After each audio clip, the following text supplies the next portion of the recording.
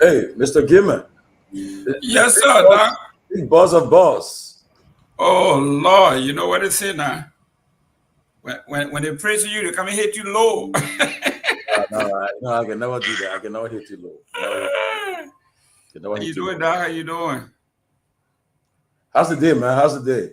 The day is beautiful, beautiful, beautiful. I'm looking at the weathers in Liberia here, and the weather, our weather department in Miami, giving a great update on the weather in Liberia. Yeah, it was rainy yesterday. It started raining here earlier. Yep, it's a light rain in Monrovia. That's correct. Yes. Ganta is 75 degrees, 100% humidity. Wow. That is hot. Yeah, but Florida is a place to be, man. Florida, that's the vacation place of America. Now you coming? I love the seafood, the various seafood in Florida, man. Wow. They It's got all and right. they have different restaurants. And people from all around the world. That way they come every year. I mean 24, 365 days in the year. That way they That's visit. right. That's right. That's right. Yeah. That's how it is, man. So I heard you we got our homeboy today. Yeah, the Minister of Youth and Sports, the former Minister of Youth and Sports in the Yep. former government of President Weah, the Honorable Dexter Zilga Wilson, my own barrow man. Uh-oh. He will be coming in by 5:30 in a few minutes. Okay. But quickly, there was some scare issue that happened at Roberts Field today. Yep, I watched it. It was scary.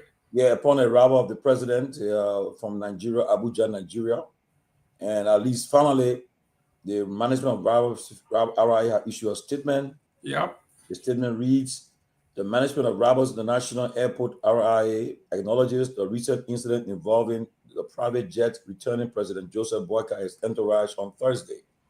We are aware that one of the aircraft's tires burst upon landing, prompting a precautionary stop on the runway. Preliminary investigations suggest that the incident may have been caused by the poor state of our runway. Wow, they admitted that one. That's good. Specifically, the presence of potholes. We take full responsibility for the condition of our infrastructure and assure the public that we are taking immediate action to rectify the situation. The safety and security of our passengers and aircraft are our top priority. Are working diligently to repair and maintain our runway to prevent such incidents in the future. We apologize for any inconvenience this incident may have caused, particularly to the President and his delegation, as well as to other grounded aircraft and those diverted due to this incident. We are committed to improving a safe and efficient travel experience for all users of our RIA. We appreciate the professionalism and quick response of our emergency services and the aircraft's crew in ensuring the safety of all on board. We are grateful that no one was harmed during the incident. RI will continue to work tirelessly to improve its facilities and services to meet international standards. We appreciate your understanding and cooperation as we work to resolve this matter. Mr. Gilman, Cool. I'm happy that the RIA acknowledged the fact that they said they admitted no games there. They said uh, the incident may have been caused by the poor state of our runway, specifically the presence of potholes, and they said they take full responsibility of for the condition of our infrastructure, and assure the public that we are taking immediate look.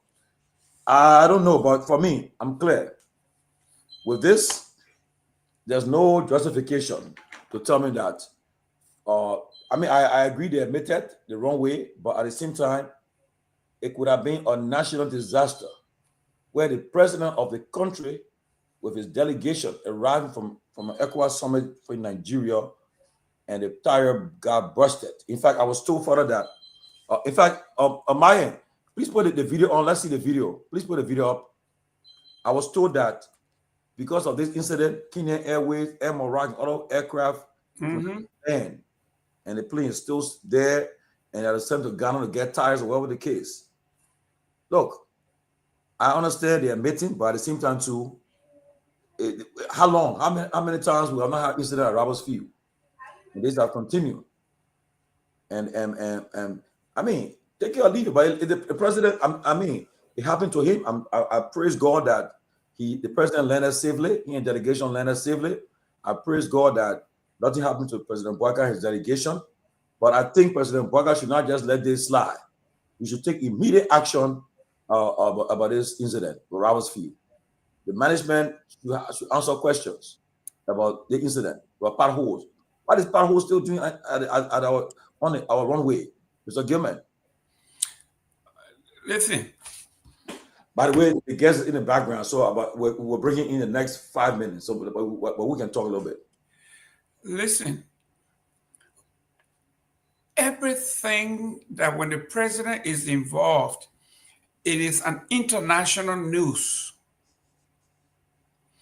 And with international flight being diverted, the president of the nation plane almost got into a crashed situation based on poor maintenance, potholes. You're talking about 18 months. Prior to that, the George Weah the incident, this airport had been the serious, most talked about contention in the country. This is not good for our international partners. This is not good for our international image. We've been talking about June 3rd should be a major decision about Liberia and other things on the international market, international news. And this thing happens. For those of us who like to fly, but a little jittery about flying, this does not give us confidence, King George. This is terrible. Yeah, I mean, look at this. Look, it's serious. We're not taking it for a joke. Huh? This is scary. If this happens, this can happen to the president. The president's private jet. Just imagine what would have happened if this was a 747, the real jumbo jet. What would have happened to this? I don't know what to say. It's incompetent. This is the national security issue. This is national security issue. This is serious. The president and his entire entourage were on here. And this is now going to be on the front pages of all the international papers.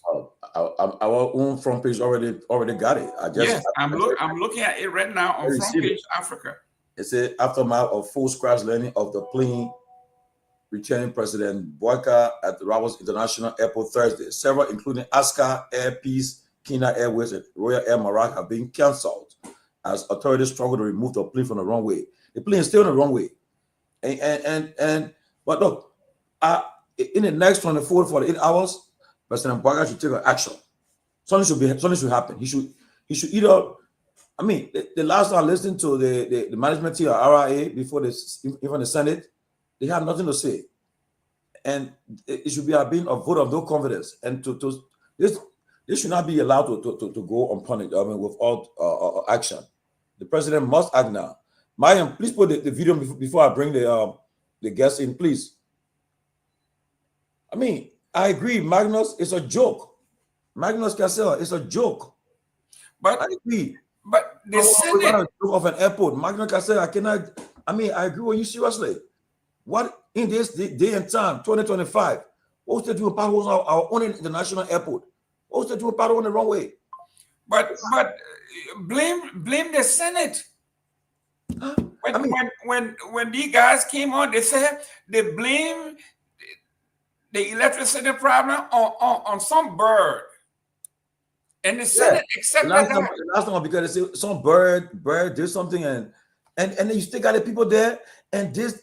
I mean, potholes still on the airport, our runway.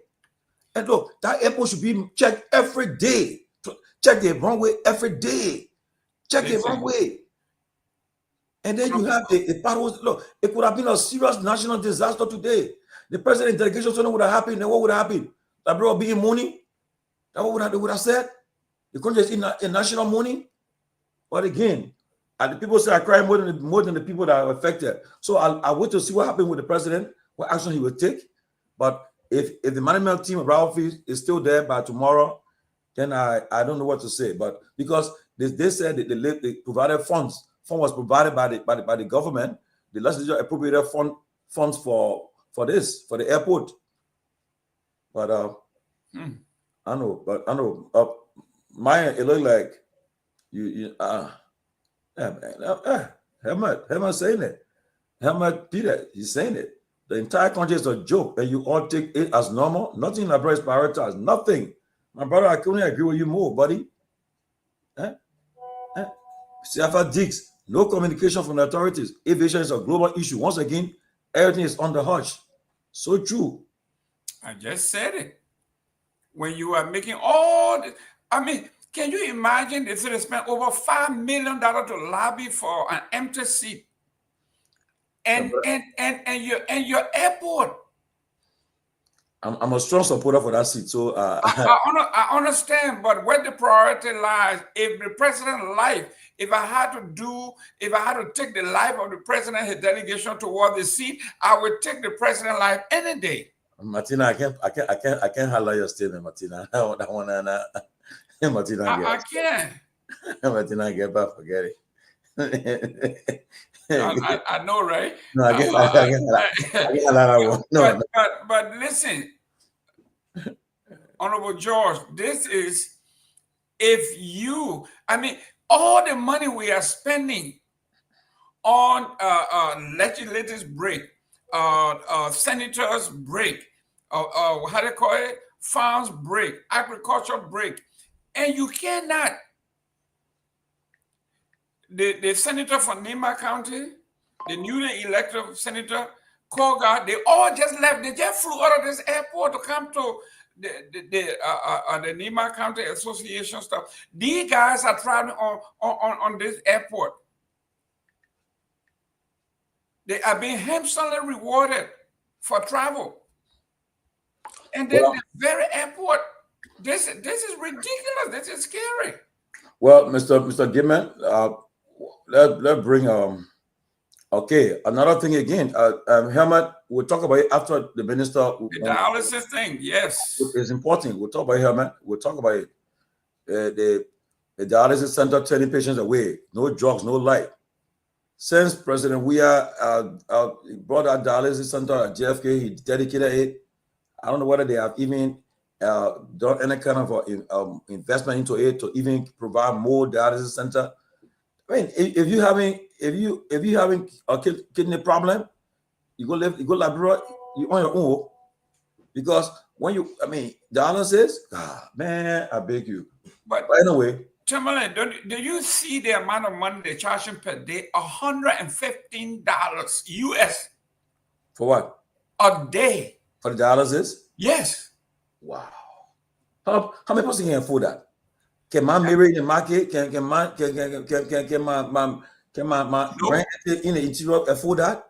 If you're making $75 a month, how can you afford $115 times twice a week?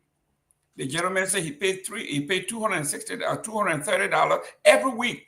His families and friends had to raise that money from abroad and send it to him. Wow. Well, anyway, look, we got a guest in the background, so let's when our guest leave, we'll talk about this. We're doing in-house. That's correct. But Martina, I will not have none of your comments. I'll be friend with you. But with all much ado, let us bring in my own dear friend and brother, this great national icon, the Honorable Dexter Zioga Wilson, the former Minister of Youth and Sports of Liberia, one time Liberia Lone Star and Muddy Barrow goalkeeper. Mr. Wilson, also the former national president of our United Basketball Association in the Americas, the UNIBOA. The man, he has worn a lot of hats. But Mr. Wilson, it's good to have you on a closing argument. The last time I saw you, I think, was when you gave us a tour of the complex, the complex, I think, at the SKD complex, last or in 2023, when he gave us the tour of all the work he did there. He did. I mean, Mr. President, when they say, President already is what they say. Tomalin, I'll be on a friend, President, but let me leave that one. But Mr. Wilson, good to see you, man. Good to see you. Hey, thank you, Mr. Tomalin George. Nice seeing you myself, and happy to hear from my cousin-in-law Jerome Gimme. Hey, can you please take down the picture of the airplane? We can't see his face. Yeah. The picture there? Yeah, the picture's still there. Oh, I'm seeing it. Oh, they show you a picture. Yeah, the airplane picture is still up. Huh? Why I can't see it? But we can't see you either. For you? Nope. Oh. But let me go and come out. So give me, then you can continue with the show. Let me adjust myself.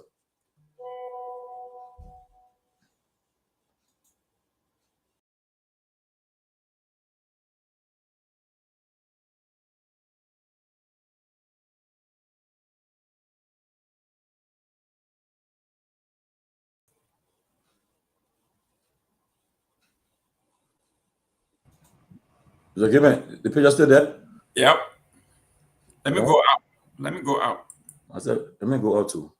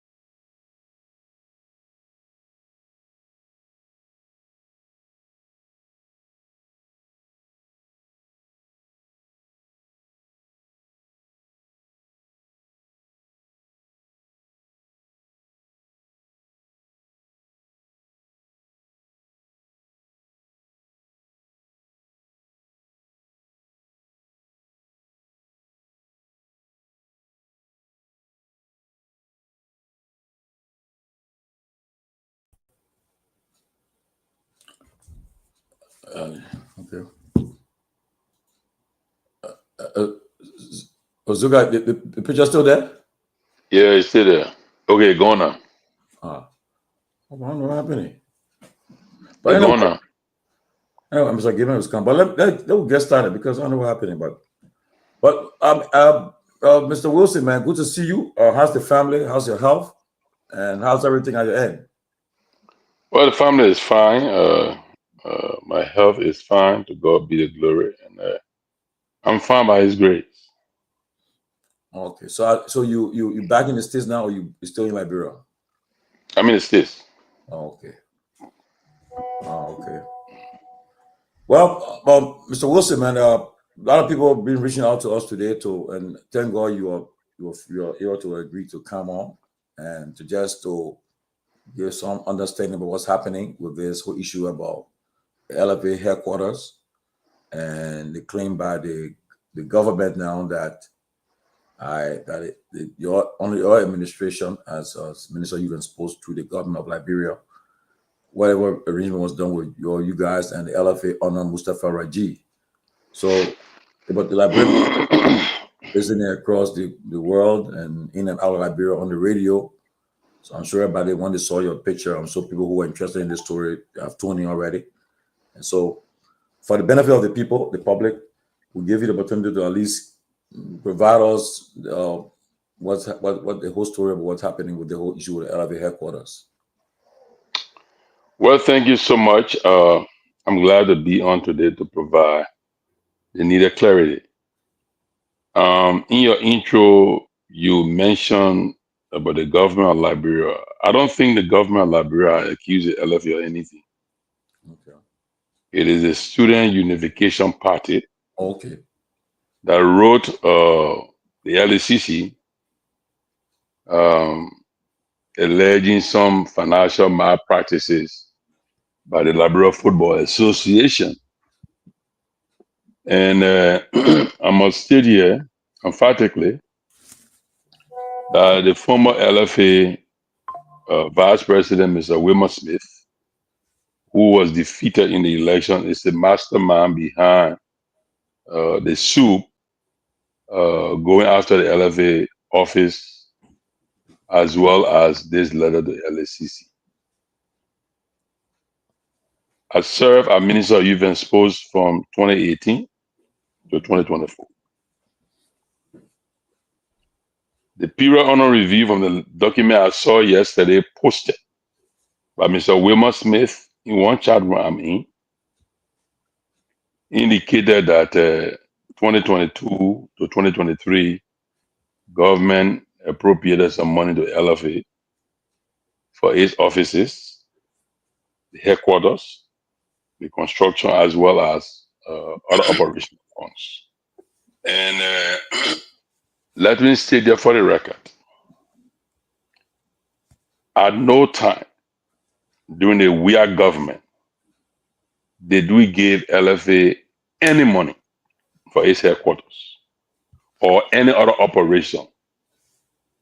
The only money given to LFA, the other federations, specifically for our national teams. I repeat, the government of Liberia, under President Weah, did not give LFA any money for its headquarters. Our budget, public. Anybody can go on the Ministry of Finance website, look for the Ministry of Youth and Sport approved budget, 2022, 2023. You're not going to see any budget line that says LFA headquarters. So whoever provided that information to the Student Unification Party, that all of us know these folks always in our politics, they don't delve into other things. But when you get somebody like Wilmer Smith who wants to fight Mustafa Raji, but he's not man enough to come forth, he going through the kids using their surrogates, providing them with misleading information to go after Mustafa Raji. And I will say for the third time, we did not get LFA a dime for its headquarters. The only money LFA received from the Ministry of Finance, the Ministry of Youth and Sport through the Ministry of Finance, money for our national teams, be it male or female. That's the fact. And I ask everybody to go on the Ministry of Finance website, look at the Ministry of Youth and Sport budget, and see whether you will see anything of that nature there for LFA for headquarters. You will not find it. But so, what would be the motive of Mr. Smith? What is the motive? Well, Mr. Smith is the best man to ask because ever since he was defeated, he probably got something against Mustafa. I don't know why. He considered himself a stakeholder. He considered himself former vice president. But he knows the rules. LFA is primarily supported by FIFA. The LFA headquarters was built from the fund under the FIFA Forward program. FIFA is the financial LFA, not the government of Liberia. So any audit that is done by LFA, again, the LFA carry on, FIFA does its own audit. And to the best of my knowledge, I now heard FIFA raising an issue with Mustafa Raji. In fact, when Mustafa Raji took over in 2018, Liberia was under FIFA sanction for financial malpractice. It was Mustafa Raji's administration working with FIFA, adhering to all of the rules and regulations laid down by FIFA, all the conditions laid down by FIFA. Mustafa did that transparently. That's how Liberia got out of that cloud, that dark cloud. And today, Liberia is getting a lot of support from FIFA because of the transparency of Mustafa Raji. That's why he's excelling in CAF, and that's why I endorsed him. And for somebody to have a vendetta against him and cannot come out as a man to face Mustafa Raji and using the Student Unification Party, these folks that we all know, the children only engage in political activities, to be going to the LFA office, to vandalize the office and reading LACC. But I'm a little bit disappointed too with the LACC though, because LFA is not governmental. And if somebody wrote the LACC that government of Liberia gave LFA money for its headquarters, I thought LACC should have done its due diligence to call the Minister of Youth and Sports. Councillor Kehleboe Gongloe is there. He would have responded to them. He would have checked the records. The financial people, the controller, all of them are there. They would have checked the records and would have advised the LACC that government Liberia did not give LFA any money for its headquarters. And that matter would have just died a natural death. So I even reached this far, it just tells me that probably somebody dropped the ball at the LACC. Because this is not an issue that you take anybody waste anybody time with. The Minister of Finance I never raised issue with LFA. Now the Minister of Youth and Sports. So if somebody come and say, oh, Mustafa was given money by the government of Liberia for his headquarters, the source is right there, Minister of Youth and Sports, or our budget that is online, you know? So that's the situation on Timothy. I don't want to set the record straight. But it is information I'm also getting is that Mr. Mustafa Raji, the opponent, I don't know, Kehleboe Gongloe. I also heard that you have any information that he's also part of this scheme to discredit him? Not that I know of. I not heard his name in anything, but I know because look, I serve the youth and student community. I am well connected. Just before Mr. Wayman, before the Sioux children went to LFA office, Mr. Wayman Smith was in meeting with them, the chairman, the secretary general, and somebody walked on them. And, you know, so the person I know behind everything happened to Mustafa Raji with the Sioux, Wayman Smith, I will call him name because the chat room we are in, he even upset today when I posted I was coming on this show. He is there supporting Soup, whatever Soup is doing against Mustafa. But when I'm trying to support Mustafa and provide a fact, he's upset, posting in the chat room, why am I not defending CDC, but I'm defending Mustafa? How is that your business? You are posting everything for Soup in the chat room. I've endorsed Mustafa. And whatever I can do to support Mustafa, I will do. And this is one of those days that I can support Mustafa because I was Minister of Youth and Sports. The government of Liberia did not give Mustafa LFA or dime for its headquarters. The money that LFA used for its headquarters came from FIFA, the FIFA for All program. In fact, President Weah and I were at the ceremony when that office was dedicated. And both my speech and the president, we praised FIFA for providing money for the first time for Liberia to have a headquarters, for LFA to have a headquarters. The videos are there. People can go there. If the government of Liberia had given money at the time, we would have said it. But no, we did not. Because the government did not get money. The government did not. It was strictly FIFA funded project. So I don't understand these guys, bro. Quite frankly. Have you heard from Mr. Raji? Have you have any response from him already?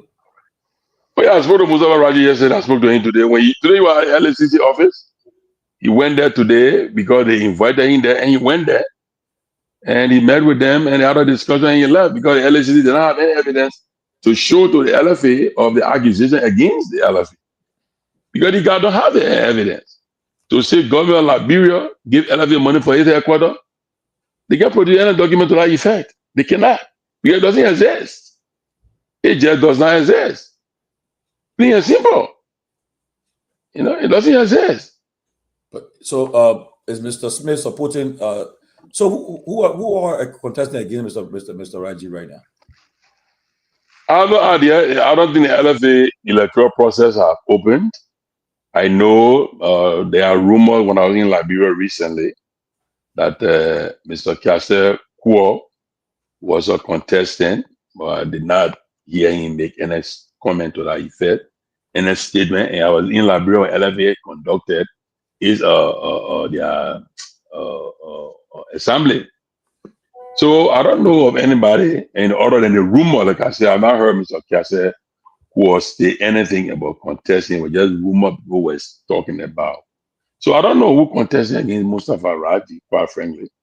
But I know Wilmer Smith is bitterly against Mustafa, and that's why he's doing everything. He's not man enough to come forward. He's using surrogates.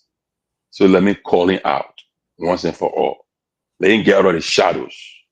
Wow. And I'm a big boy. He can take me on he wants. I don't have a problem with that. Because he is the one spreading everything in the chat room I'm in with him about soup. He just all over the place and coming after me. Why am I coming on the show to defend Mustafa? I'm not defending the government I served for 6 years. What that got to do with what I'm doing? Mustafa Raji is a friend. Besides that, I served as Minister of Youth and work with for 6 years. I know what he did for our government.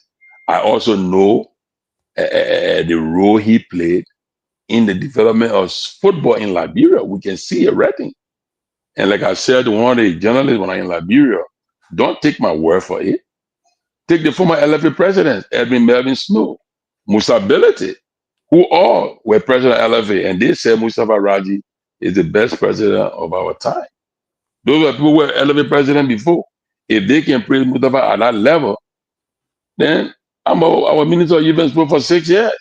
We see all the development Mustafa brought to Liberia, and that's why I'm supporting re-elections. And Wilmer Smith wants to contest against Mustafa. Let him put his heart in the race. And he will get whooped again the same way he was defeated when he ran to defend Unsi. He couldn't defend Unsi.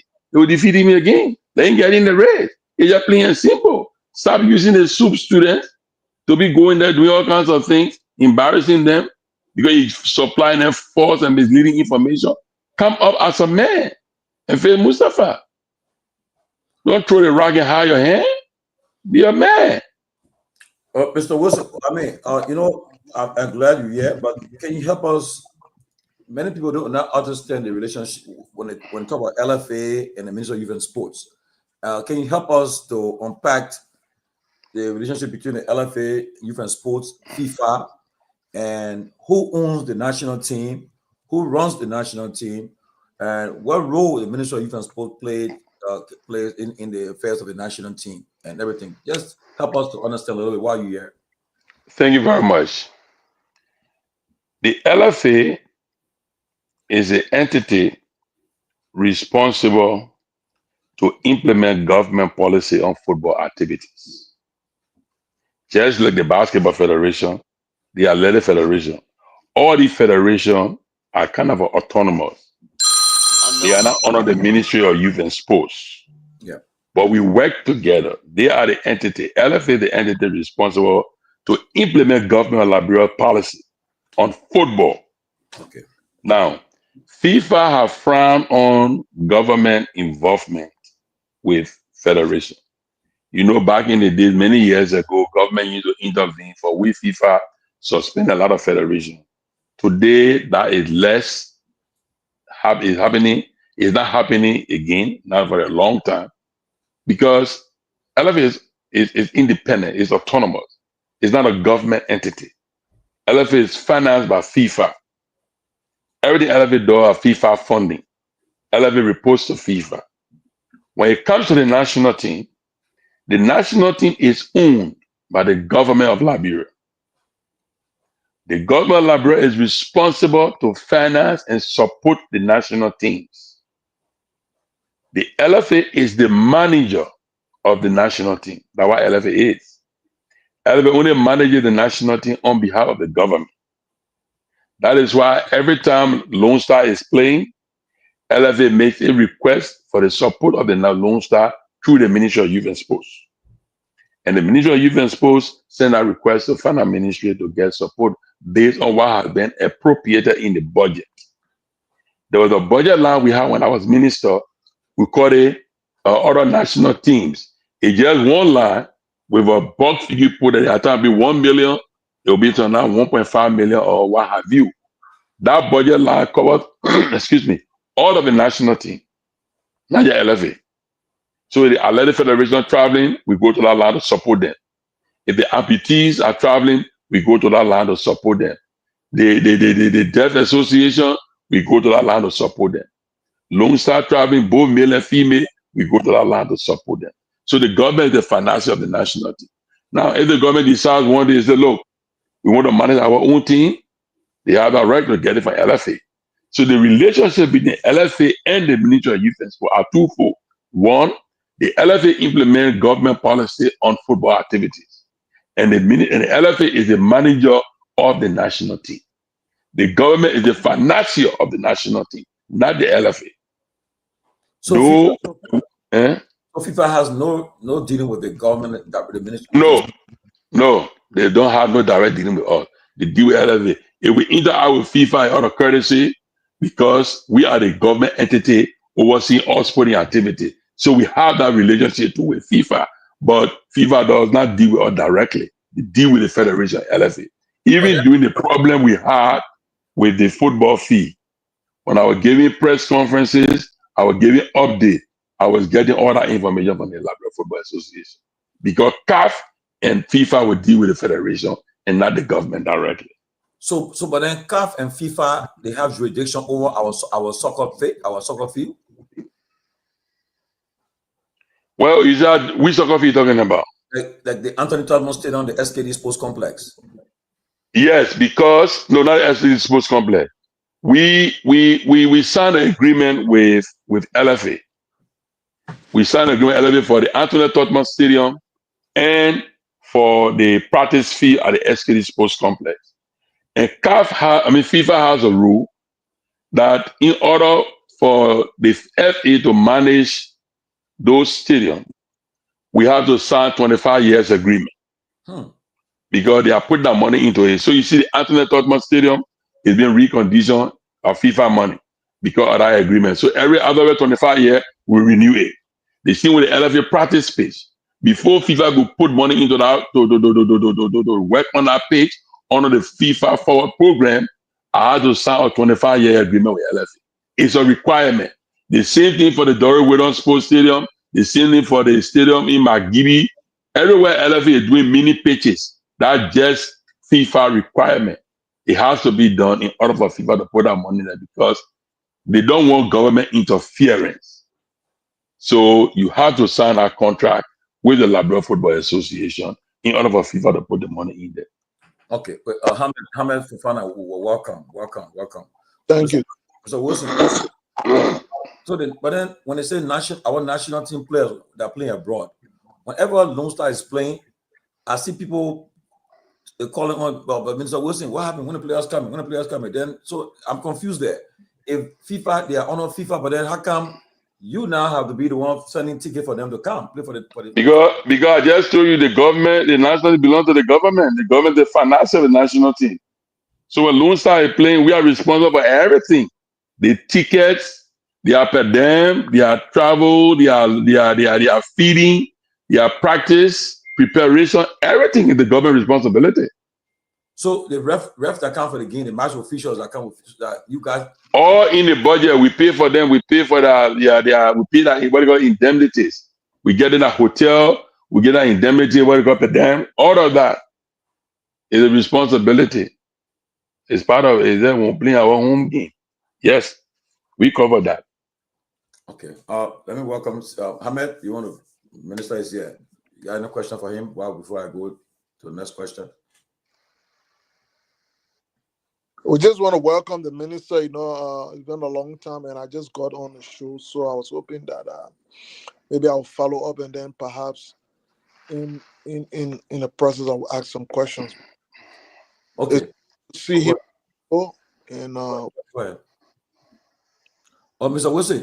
My man, nice to meet you, man. Nice to see you, bro. Yeah, thank you, my brother. The minister, you brought a chairman on the show straight. Is the chairman? Oh, that my Ben Sanvee? Yeah, you brought him on the show, but you see, maybe you should always come. Yeah, maybe you always come. Yeah, Sanvee, what's up, bro? Long time, man. And I knew Stana. What can I call here? You mean that young boy? Exactly. Quickly before the other guys come in. So when they come to the county meet, that's the Minister of Youth and Sports. The county meet is a government deliverable. Minister of Youth and Sports, 100%. It's a deliverable government Liberia under the direct auspices of the Minister of Youth and Sports. Okay, I visited the SKD complex. I think when I was there last time, you were there. You gave us a tour of that place. But there was a time that everybody was calling your name. Everybody wanted you to be fired. They were blaming you for this, for the complex and everything. So FIFA ban our fee. We were playing foreign games, but I don't know. I mean, I don't know how you were able to turn it around and give us FIFA to lift the ban for us. What happened? I mean, during that process, you're on a lot of pressure. So share with us what Yeah, and the thing that many Liberians did not know is that club licensing started in 2015 on the Ellen regime. So everything that the fee was banned for should have been done from 2015 before Georgia government came to power. That was not done. It was in February I was informed from a communication that came to LFA that CAF was sending a delegation to do an inspection on the fee in March. Just about that time, COVID happened. Nothing could happen. And we were hoping that maybe after COVID, they would then come forward or no, because at the time we had no idea, no clue. Because when I took over, I did not get a turnover note. We did not have a clue of what was happening. Mustafa was new himself. He didn't know. And then they didn't wait for COVID and they put a ban, they put a ban on us because they felt that we did not meet the minimum requirement. But our process was started 2015. So I tried to get the background information first. Now, the fee was banned. It was embarrassing because Joga wasn't a football man. George Weah, football icon, president, and our fee gets banned. But people didn't understand that this thing started 2015. We just walked into it and it came in and we were affected. So we had to get to work. Got my team together. I reached out to colleagues. We started working with the Minister of Finance, Minister Pewee and his team. We all got together. I reached out to my colleagues. We're painting the fee. Some of them they came. Mary Bros sent her painters. I wanted this, bought some paint, NPA. I mean, a lot of other government colleagues. They joined forces with me. I got my team, the Ministry of Agriculture. They seconded their professional with all we bought some seeds from America to plant on the field, but man, that soil was just not good, man. If seeds from America could not even grow. That's why they fertilizer everything we use. So at the end of the day, we came up to the decision that the best solution was to do the artificial turf. And then I engaged with the Ministry of Finance. The Minister Pewee was very supportive. He and his team, they appropriated funding based on our estimate for the SKD Sports Complex. We did a turf, we renovated the entire stadium. some of the requirements. We had to get 5 toilets, 5 commodes in each bathroom. That was not a requirement then. We had to do some actual physical transformation. We have to have the room for the match officials, the anti-doping room. I mean, a whole host of new requirements. And we had to, and when our field was built in the 80s, those things were not there. I mean, bucket seats. That field was not built for bucket seats, but we had to put bucket seats there because one of the requirements. But again, like I said, it was a team effort from the government. Most of my colleagues, they rallied around me. They were supportive, and then we went there. We did what we had to do to bring the field to where we could bring it. And before we left office, the only 2 things that we did not accomplish, one was a Docker seat. Recently, the Minister of Youth and Sports, I saw a Facebook page. They got a Docker seat. I'm commending for that because I had that in my 10 over note that we needed a Docker seat, and we also needed to change the entire learning system. We did the procurement for it, everything, the material was purchased by the company, and all needed by the government of Liberia to pay the money for that. I'm recently being told that the government of Liberia has paid the money, and the company is supposed to ship the material to Liberia to come and change the analog we have there. We got to do the LED digital. So yes, it was the other teamwork. Tomalin, we work hard because it was embarrassing to see Liberia ban, but it was not. I mean, it started 2015, but nothing was done for 2015. Even after the Chinese came and promised some money, they didn't do anything, and we had to bear the consequence. We had to we had to do the heavy lifting. By the end of the day, we did it for Liberia, and thank God we are on it. We are out of it, and the minister proper coming currently with the government. The 2 items we didn't complete, I put in my 10-hour note, and I'm happy that at least they have done one, and the second one will be done, and that will be good to go. Chairman Ben, Mr. Gilman, Body and Soul Christopher. you guys can weigh in. Yeah. Oh, okay. Oh, Sidiki, right? I thought I was Sidiki. Yeah, let me. At least I have a appreciated understanding now where the conversation going. Minister, you you came to the position of minister as a former national team player, a household name, honor of course a president who is an icon, and as such, I guess the expectation perhaps was a little different from what was expected of from Ellen. And you people did well. But one issue I saw recently, for which I want to ask you, not as a means of indicting you, but as a means of the future, how we engage it. Is there any program, policy, or approach in how we deal with former players of the national team?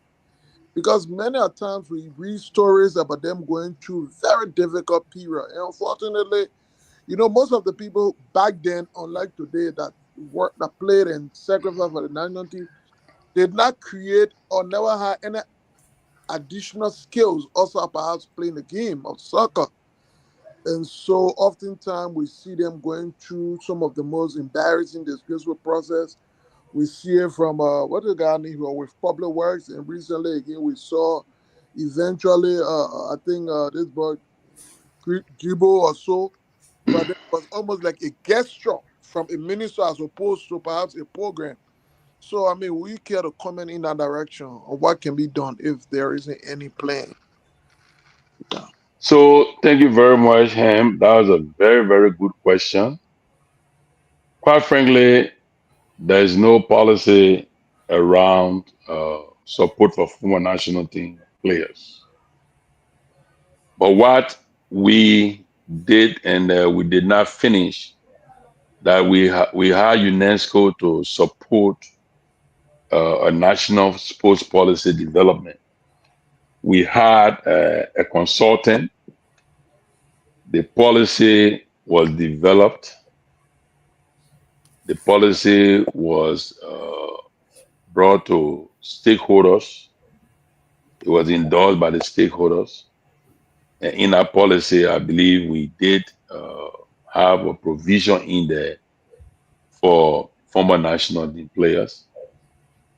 But unfortunately, I could not get the policy to a cabinet meeting at the time to get a cabinet endorsement before moving forward with it. But I believe that is a situation that needs to be addressed. Since we did not do it, but like I said, UNESCO paid for a sports policy, and it was completed. This guy, Victor Boya, was a consultant. The documents are available, and I believe I mentioned in my 10-over note. I hope that the present administration, headed by my friend Councillor Ko Bangalu, can look in that direction and see how best that sports policy can be adapted and make it a policy of the country, because that would have been the first time we would have a detailed sports policy. It was funded by UNESCO. So I hope that they can look in that direction. But it's a good observation. When our minister, what I did was everything I had to do with former national team, I got involved.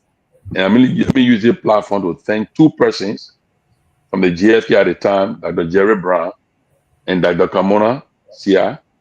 Every time a national team player had a situation, and I called them, or even other players, I called them at GFK and said, look, this person is a former national team player, please do your best. I just told them, build a Ministry of Youth and Sports, and they were very, very cooperative. Every time a player went there, when there were problems with them getting a room, once I placed a call, Dr. Kamona, Dr. Jerry Brown, they would get on top of it, and I must just use this medium to commend them. So I did my best, but again, we need a policy, because I was doing it because I myself am a former national team player. And I come from a football background. But we need a policy. Somebody else in that ministry may not do it, But when policies are there, you are under obligation to carry out the policy. So I think we need a policy against that. To that end. I can go. My last question. Yeah, why not? I mean, you can't skip this. It is a fact. You are a former team player. You understand not only you understand sports development mean as a player, then you became the policy maker. And again, I will emphasize under a president who played the game coming from the rocket fields of Gibraltar up there. What will you rate your own performance or the government performance when it came to sports development, particularly football, when you serve as minister? Well, I would not want to do a rating, but I can say this much. The Liberian people, and I've seen it from position of honesty, the Liberian people expected more from us. Just based on what you just said, I have a football background. The president from a football background. They expected us to do more. And I must admit, we did not. We did not. And we know the problem. I'll give you an example. I played a game. I was assistant minister. I became minister. The problem with financing national team didn't start with us. It started before us. Even despite all we can say about Doe, all the praises, we can all get Samuel Doe. We play under Samuel Doe. The issue of money with national team was the same. So we had the solution to that problem. What do I mean? Look, we will not develop sports. I'm not talking about Liberia national team, I'm talking about sports in general. We cannot develop sports in Liberia from budgetary appropriation. You all know it. You see the budget every year, 700 million, 800 million. That everything not moving, and government has competing priorities. And one of the things I advocated for, and the journalists in Liberia know, and they helped me to, but I did not get the support We need to find other ways of funding our sporting program because budgetary appropriation cannot cut it. We play the game. We know the problem.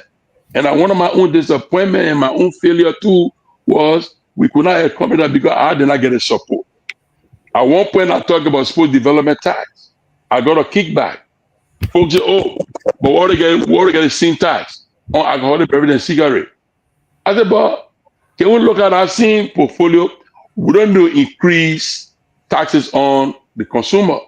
But look at that portfolio you get currently. If you're getting 25 cents from there, can you take 5 cents from there? Can we look at the road fund?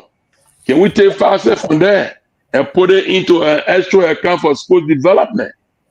So this was one area I believe we that played the game, we were there, we knew that there's a problem.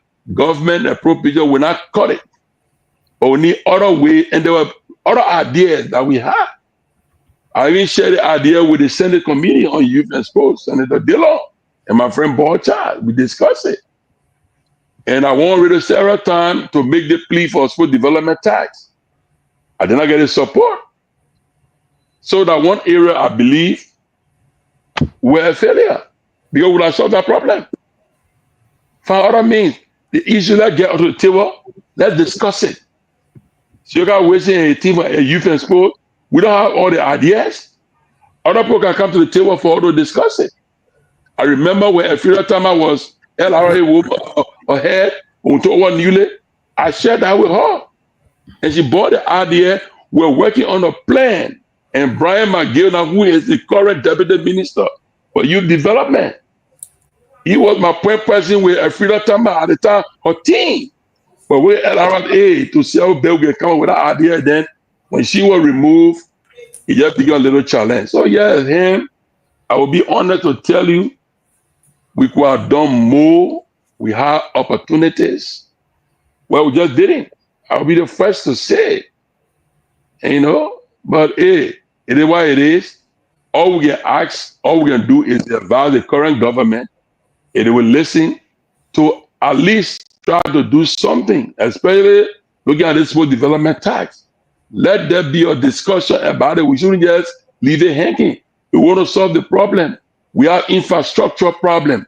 We have manpower development problem. We got to prepare our team. Look, sports is not just about buying plane ticket for the people to travel. It's about preparation. It's preparation.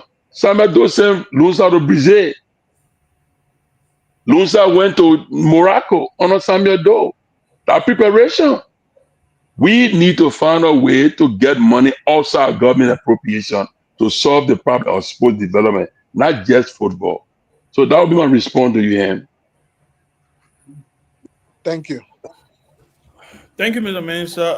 Let me, first of all, thank you. It's good seeing you. I haven't seen you in a while. I'm going to preface my question with a short, it's not going to be long, I promise. But I'm glad that you, and there's a reason why I purposely came on. The guys know I've been a little, been away from the platform for a while just because I've been busy doing other things. But I'm going to So my baby bro, you on? I have business brought me on. I am, and that's the reason why. That's the reason why. And let me outrightly commend you for acknowledging that more could have been done, but what wasn't accomplished. Because again, I think you hit the nail on the head when you said if there was one place. There were many other things that the WE administration is remembered for: roads, the parks, the different things that the WE administration did. We're not going to relitigate it.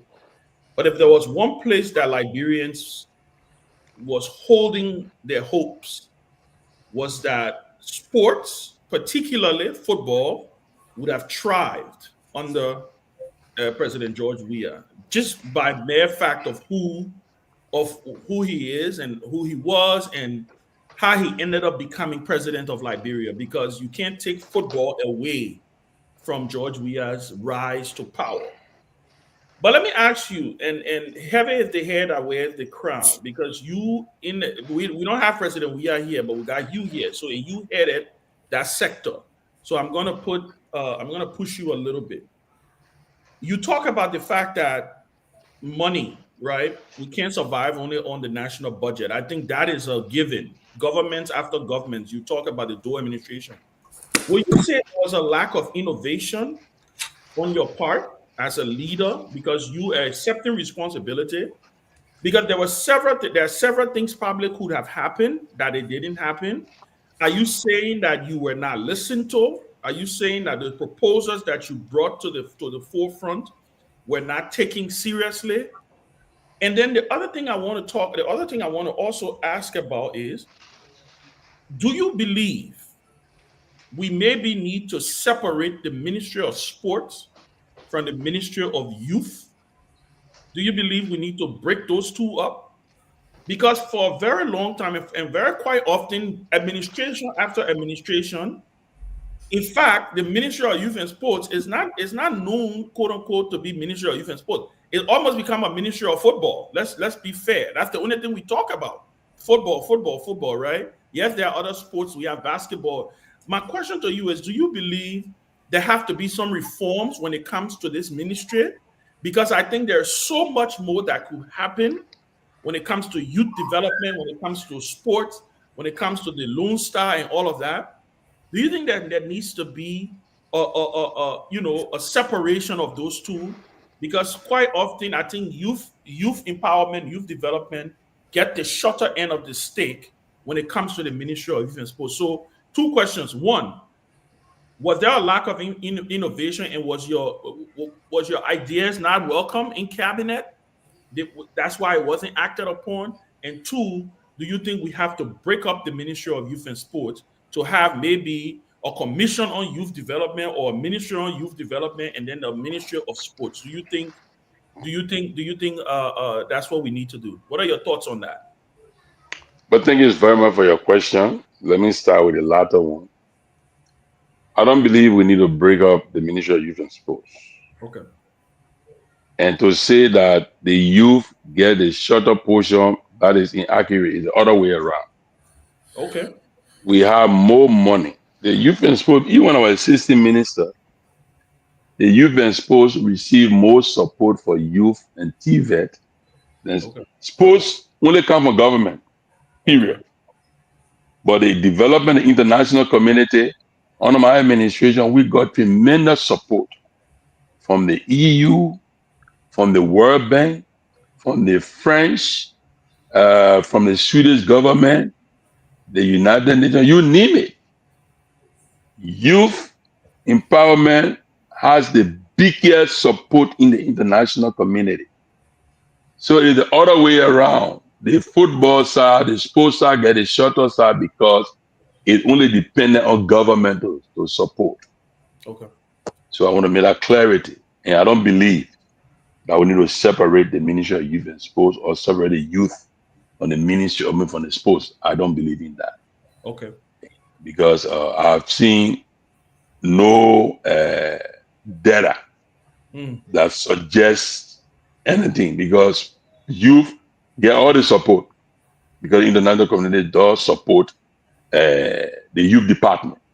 Even when I was leaving office, I left a total of 5 million contract that I signed with the UN Peace Building Office. 3 million for the outreach youth program, 2 million was directly for other youth activities. So youth does have a lot of money from the international community. So now, on your first question, I would say this much.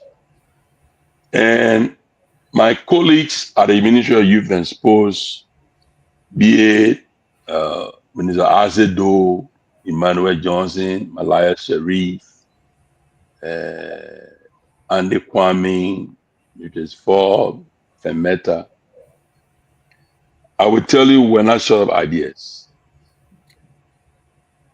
That was not a limitation on our part. Okay.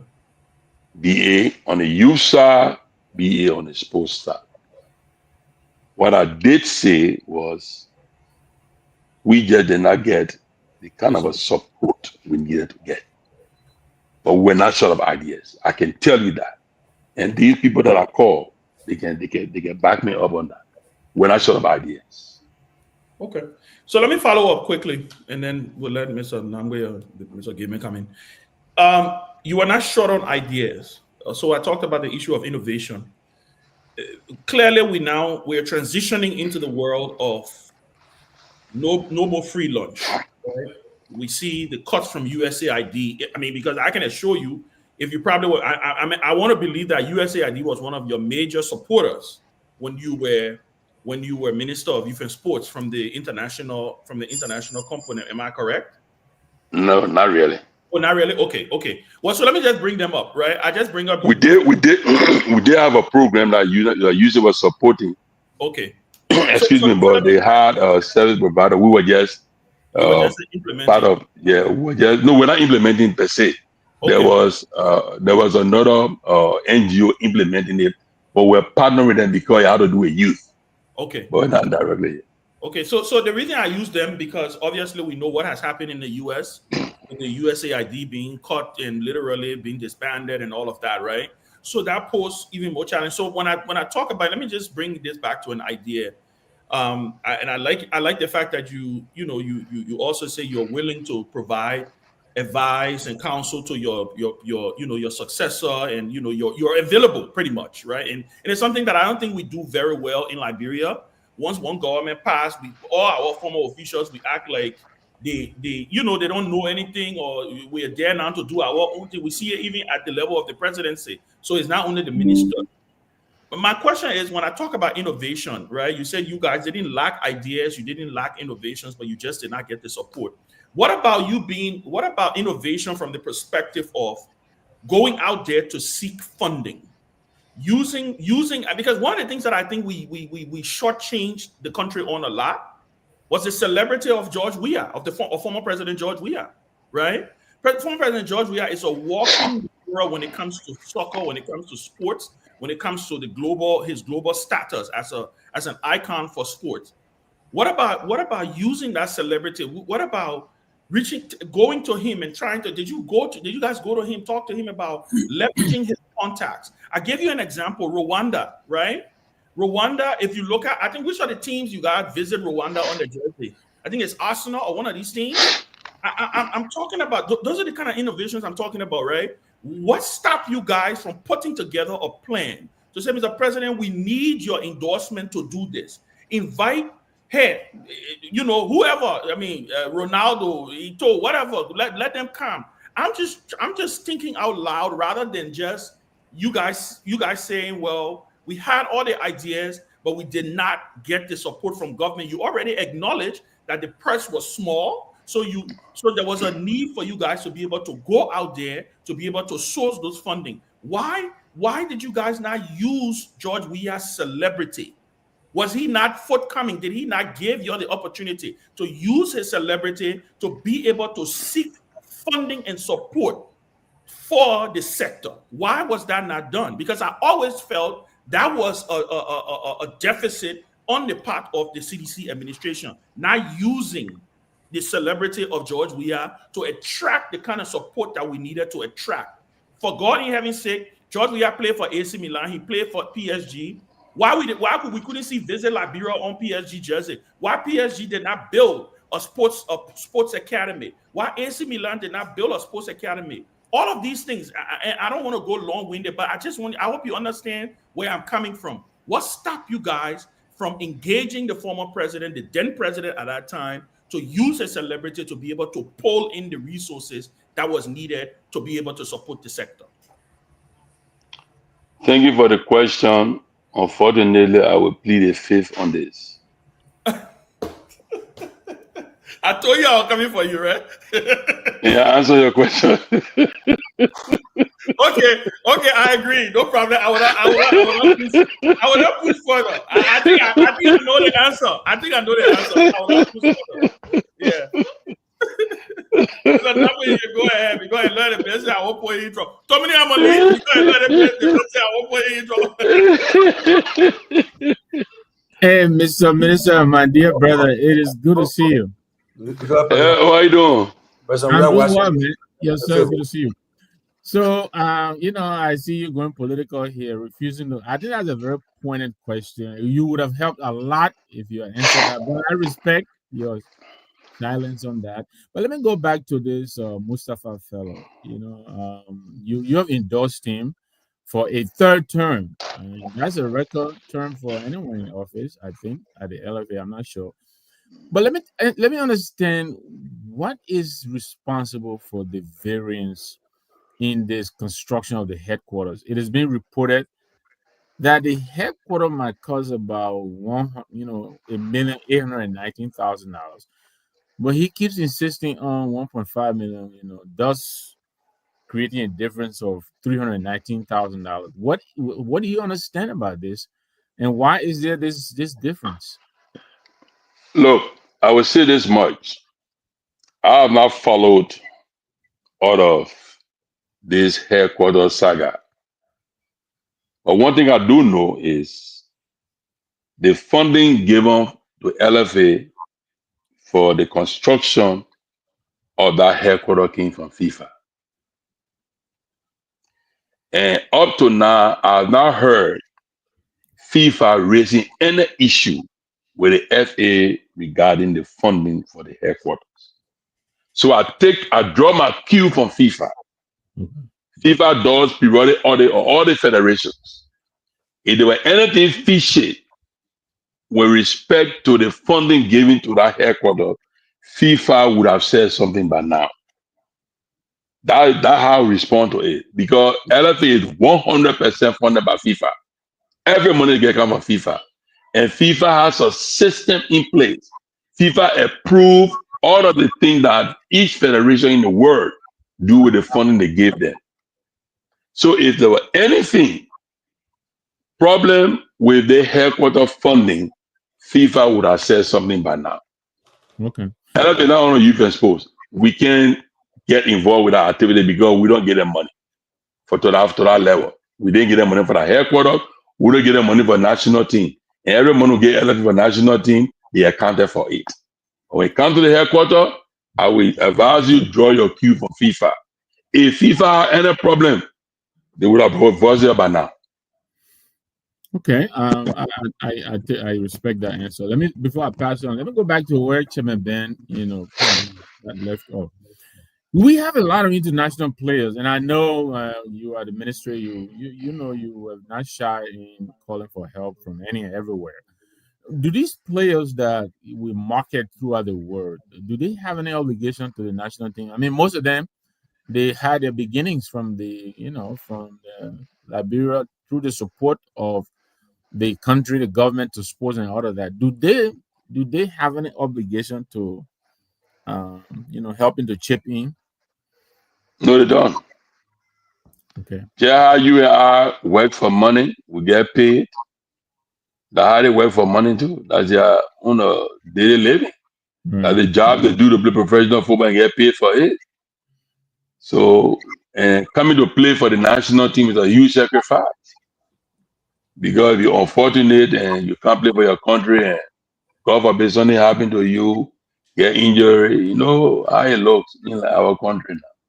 So they are making huge sacrifice by coming to play, but there is no other obligation that they have. All right, thank you, Chief Ben. Chairman Ben, So Wilson, let me come in, right? For the fact that you play the game and you and the former president play the game, and sometimes you go in social gathering, people are talking, they will say, "Oh," and like you explain some things tonight. Some people just understanding what the difference and its challenges that you face as minister, uh, considering what you had to work with. But some people will say, so like I see some comments, people already comment on the post. There, some people are being critical about you. They feel that you didn't do nothing. So you don't do nothing, nothing. You had a football icon who was president, and also you are minister. You play the game too. But my thing, I know you're the president. You are personal friends. But were there a time that during the 6 years that you guys maybe were sitting down? So let me just go talk to my man about what kind of legacy, what can we leave? because tomorrow posterity will judge us. They will say both of us came from the football world, and I was the minister of youth and sports, and he was the president. So we got to leave something that people will say, well, when they were there, they were left there, you know. But whatever time that during your conversation, sitting down with him, where you say, I mean, nobody's there now, no president, but we say, my man, Georgie, or my man, well, I mean, what can we do? We need to leave a legacy, something we're gonna leave here for the people, because tomorrow, I don't care what happened, people will still judge us. And that you can pinpoint and say, look, during our time, even though we don't have the support, we don't have any support from anywhere, but this is what we left there that people can build on. Can you tell us what happened? My discussion with the president was privileged. And I don't intend to divulge it publicly. Yeah, but for concerning the issue of soccer, Lone Star, I mean, also what the fraternity came from. It was privilege. Well. At times, I mean, I will be honest on this part. I don't remember discussing legacy. The time I had to sit with the president and we hold some casual discussion, what have you. It was not about legacy discussion per se, but there was discussion on other things vis-a-vis the national team, young people, what have you. But people who may be posting on making comment that I did not do anything, maybe they didn't follow our tenure at the Ministry of Youth and Sports. Liberian people look at soccer, the national team. That's the only thing, because that's why people keep referring to the Ministry of Youth and Sports as Ministry of Football. But on our administration, we say we are the Ministry of Youth and Sports with an S, not just football. We may not have excelled in football per se, but we did excel in athletics, and they might appreciate that. We won more medals with the Athletic Federation under the Garguah administration than any other administration. In fact, we went to the Tokyo Olympic and made history. For the first time, Liberia reached the 200 finals. For the first time. We also went to the World Games the next year, 2022, in Eugene, Oregon. Liberia went to the final of the World Games again. Our history we made. Never went to a final. And you talking about Olympics? You know how many countries go to the Olympics?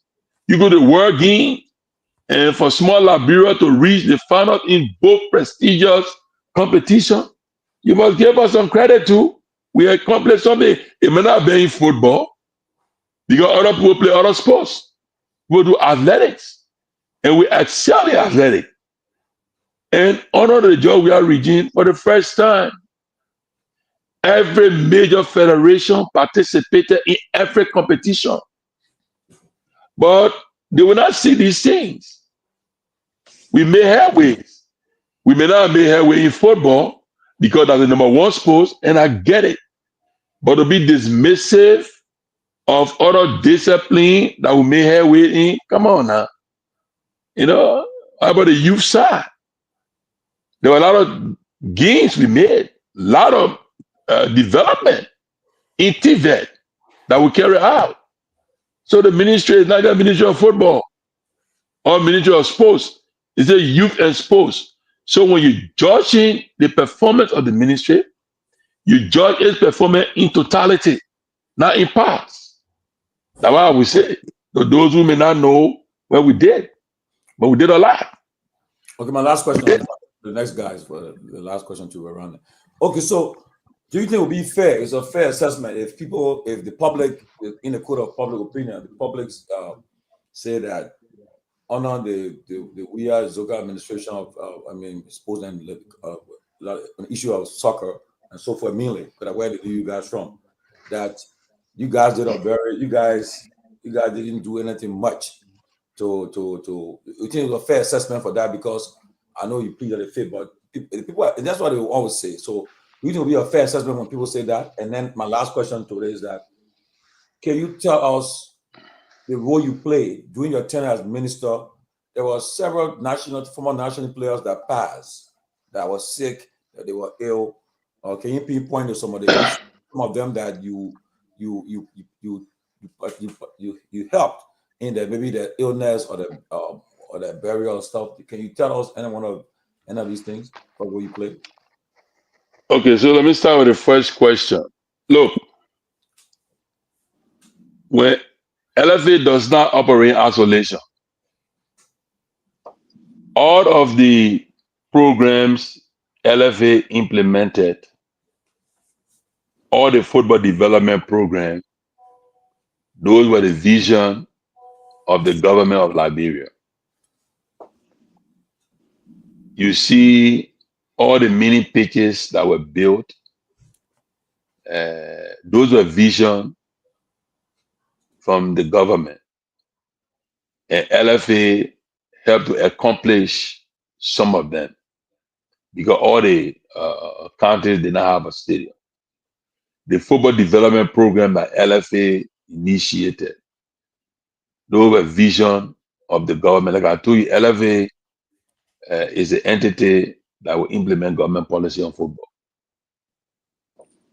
What I will say is a fair assessment is that given our background, we could have done more, and we did not. And if I would take criticism from my own people for that, I will. Because posterity will judge all of us. I want to be very honest. I'm not going to sugarcoat it. We could have done more, and we did not. But we did do some. Now, on the issue of the former national team players, I will say this much to you. Every former national team player that passed during our regime, the government of Liberia played a major role in their final home goal. Unless the family told us that they were financially equipped to do everything. Other than that, the government of Liberia was fully involved. In fact, the first move that the government made was for a friend who I knew from the Fire Zone area. Then he played for Barrow, I think Junior Pro. He played for Lone Star. He had passed in Malaysia 4 months. And his family was struggling to get money to bring the body from Malaysia. His sister came to Liberia trying to see the president. And there were so many stories given to her by people who said they were close to the president, that the president did not want to see her. And she came to the Ministry of Youth and Sports with that story. So I asked her, do you know the president? She said no. So then why would the president don't want to see you? I said, the player in question play for the president team, junior professional, and he played for the national team. Why would the president hear that he's dead, his body in Malaysia for 4 years, and he wouldn't want to see? I said, well, that information is not true. And I told her, what is it that you need?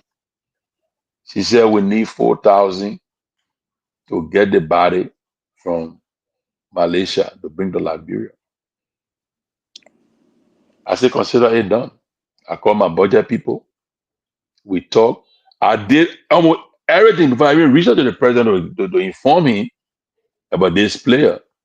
And that's how his body was flown from Malaysia, brought to Liberia, and was buried in Firestone, Smyrna. And many other national team players that passed. Like I said, I sent many of them, both national team and just for division players that I knew were not well. We sent to JFK to get treatment. So we send them, we're getting blind, we send them for treatment.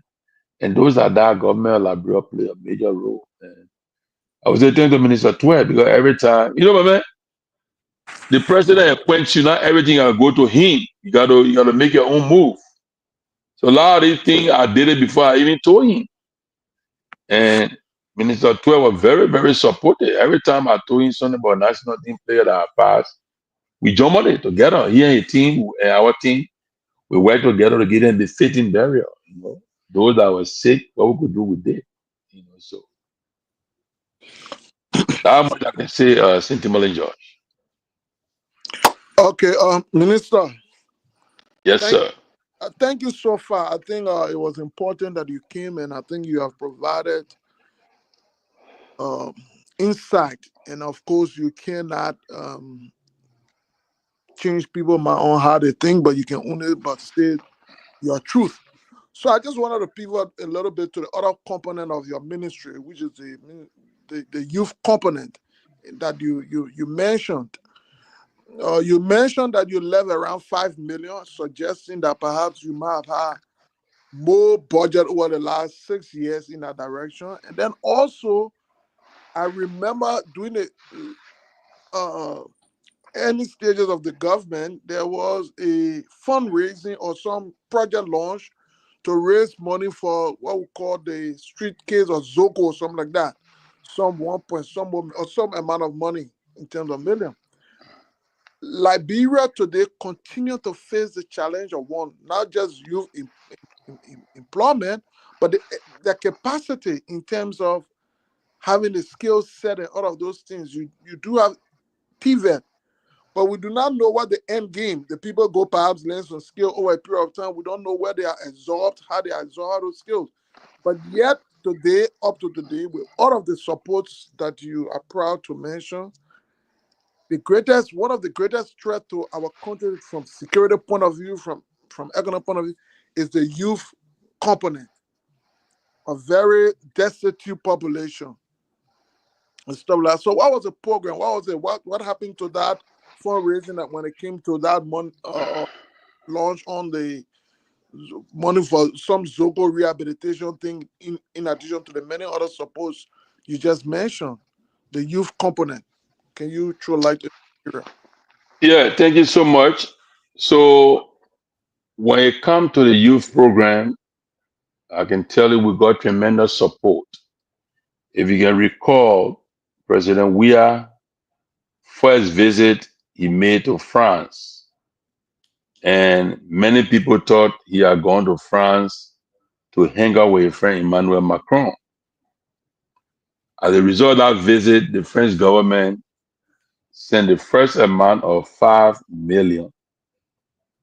Mercy Corps was the implementing agency along with Ministry of Youth and Sports, and we empower 11,800 young people in Montserrat, Margibi, and Grand Bassam.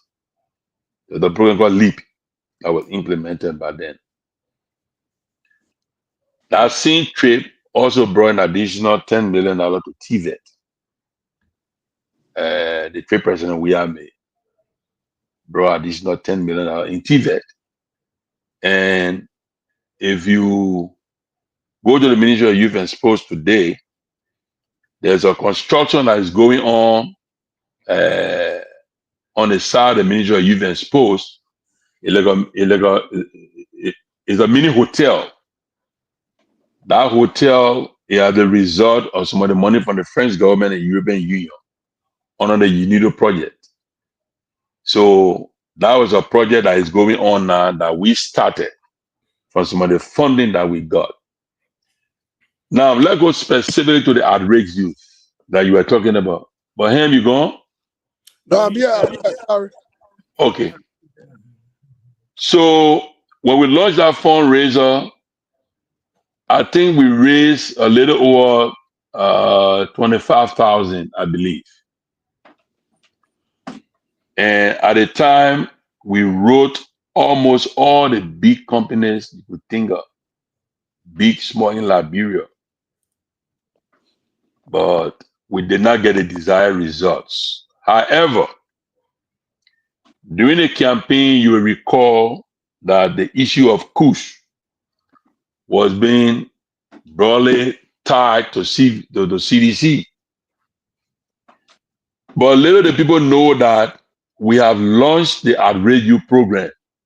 That program started, I think, around June, July of 2020, 2024, I believe. No, 2023. It started around there. And we're in the street. Government of Liberia have provided $500,000 in addition for the Outrage You program.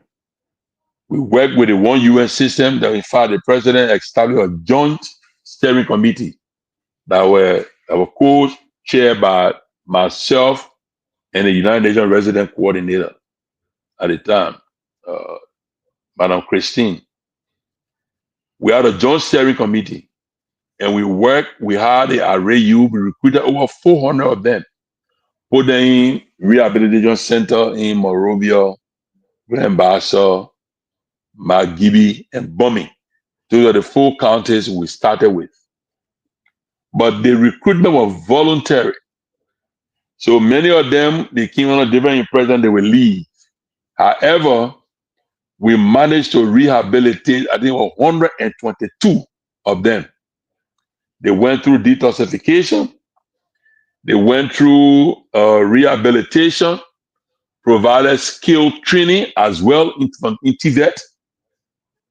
And just as the transition, we were supposed to graduate them, but we couldn't do it. The graduation was in February, but we left office in January. However, in my 10-hour note, we provided all the information to the incoming government that we have started the Outrage You program, and we have rehabilitated 122 youth. And all they needed to do now was to carry on that graduation, which the government did sometime in April, I believe.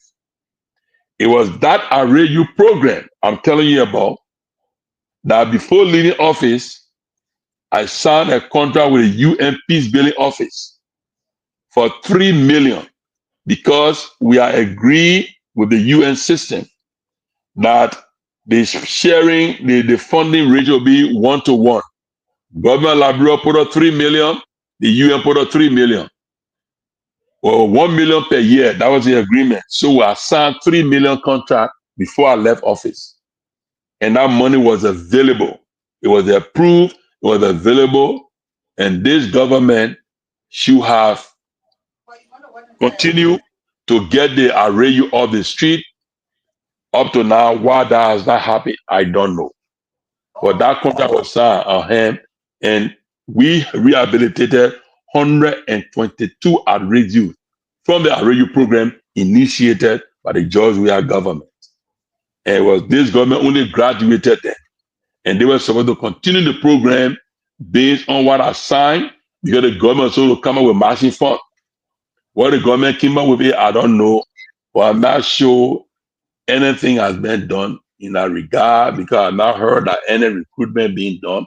Maybe it's being done somewhere, I don't know. So now some of the money we left there for the Outrage You program, $3 million, that we signed a contract with the UNP building office. That fund was available until we left office. Okay, my last question, and I'm going to put you right on the spot on this one.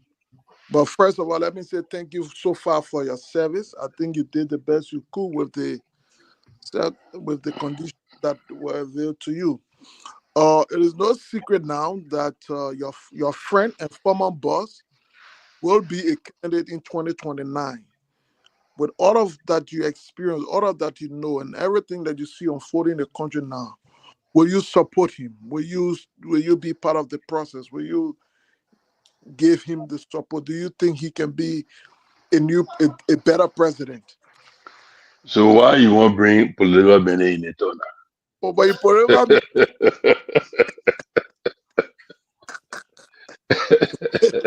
you're political man, before you go out, very active. I plead the fifth again. Okay.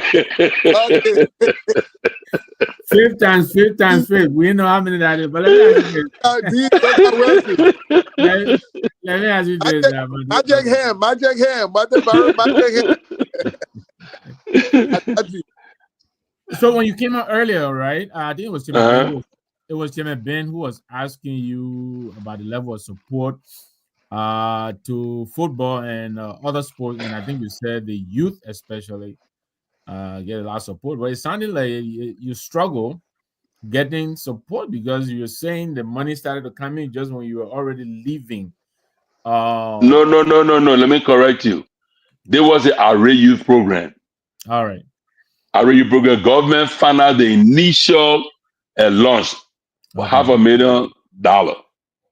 500,000. Government supported that. Okay. Now, when we're leaving now, I signed. In fact, I signed a contract in October, Okay. but November came and we're defeated. But the contract was signed, the funding approved, so we're already there. That was for the Ayuri program. For other youth program, I got funding from the EU.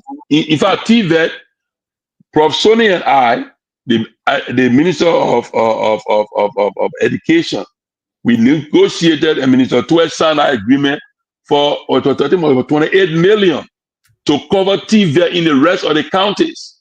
Because we had TVET in, I believe, 6 counties, we need to cover additional 9 counties, and that money was available through the European Union.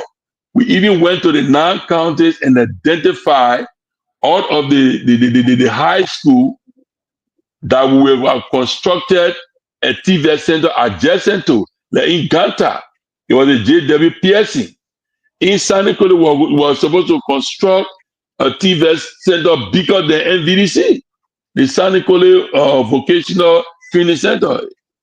It's part of that money. I don't know what has been done since we left, but that funding that Prof. Sonia I left there. Because we had 2 sectors of TVET, the formal sector and the informal sector. Prof. Sonia, Education Minister, had the formal sector. And the youth and sport, the informal sector, with the largest sector.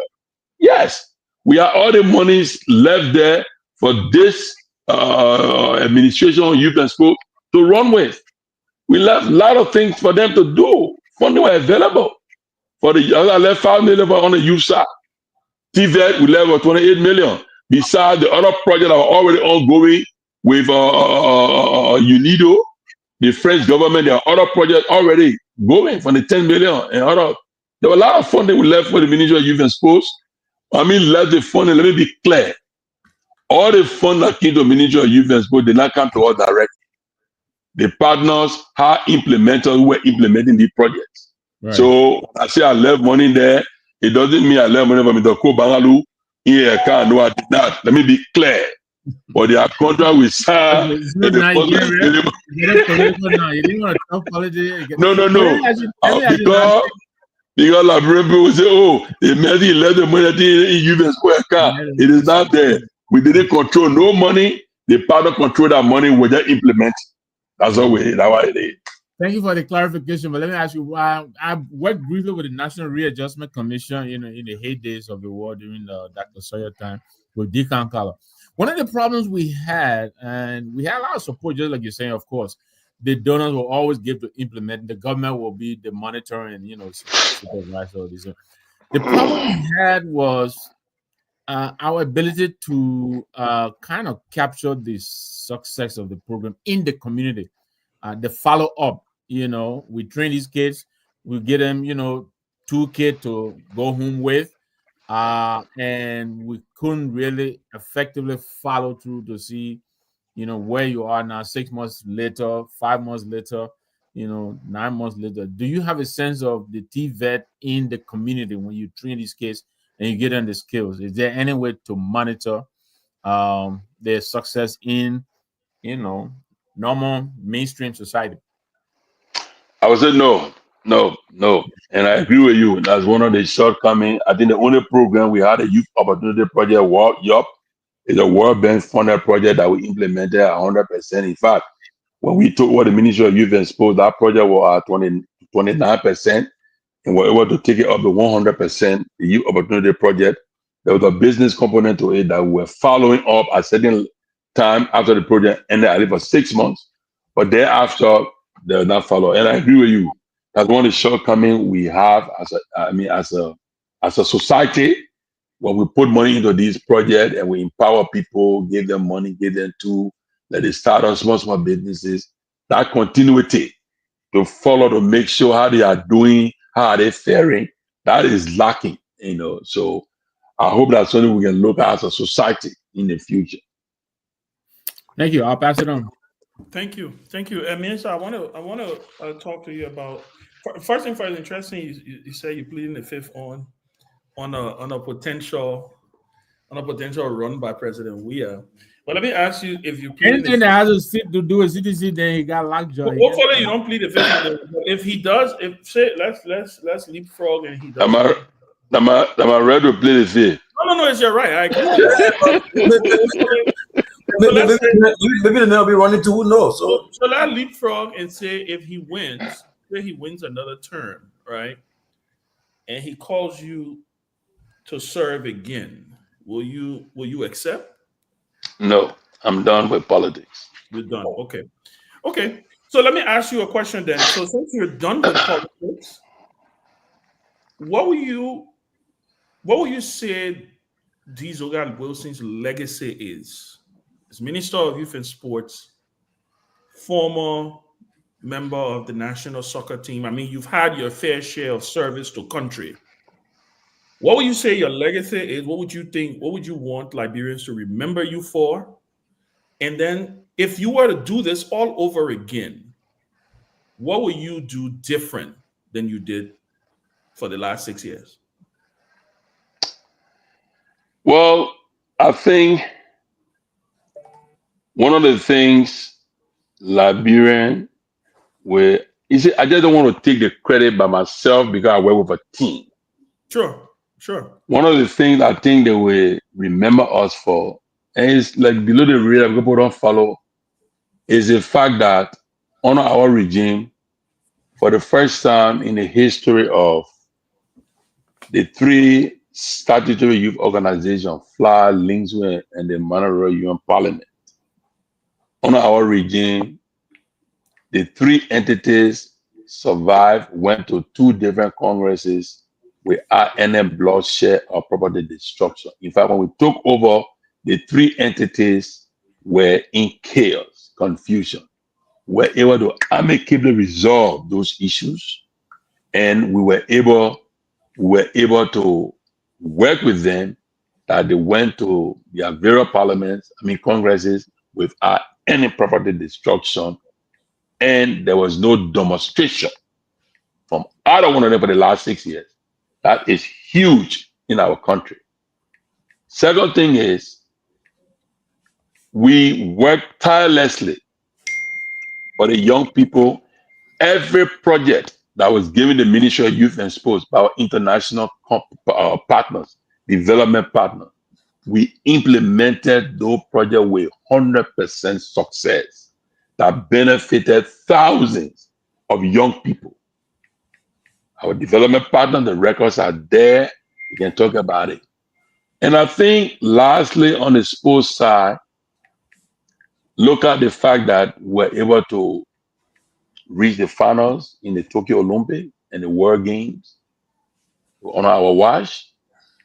We're able to at least recondition the SKD Sports Complex to an acceptable position where even our neighboring countries are using our field to play their foreign game. Is a plus. And I just hope that we can maintain the facility so that we don't get back to where we are. But look, like President Weah usually say in a cabinet meeting at the time, you can do your best, you can do more than your best. And I thought on the situation we did our best. We could not do more than our best. The rest of it, let society judge us as to what we didn't do. I'll leave it like that. So if you were to do anything different, you didn't answer that. Oh yeah. So I think there are a lot of things I will have done differently. Maybe my approach to achieving certain things would have been done differently from my perspective. Because there were things that transpired, and maybe my approach may not have, been the right way. And maybe I would have done some of them differently. Push harder. Don't give up because people are not listening to me. People not supportive. It's one of the key factors. And I think I would do that differently. Okay. Or look at it differently and push harder than just giving up because people not supporting. Because the way our society works in government, there are certain people in the government who they go to people. But maybe going around them to other people who may not be on the radar, but they are also equally powerful, would have been the approach to be used. Okay. Exactly. Okay. And my last question is a very short one. You said if there is a second CDC term, you would not serve. You're done with politics. So let me flip that question. If CDC had won re-election in 2023, would you have stayed on, or would you have? Well, the decision for me to stay on would have been left with President Weah, not me. What if he had asked you?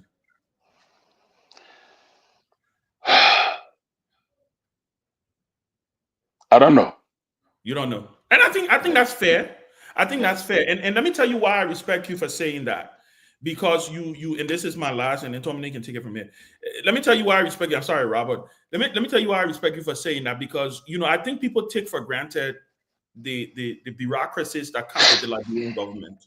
And like you rightly said, when you have a situation where, you headed a very critical sector of the government, very, very critical sector. I consider your sector the most consequential when it comes to national security in our country. I think people take it for joke. This issue of young people, the issue of youth, the issue of this.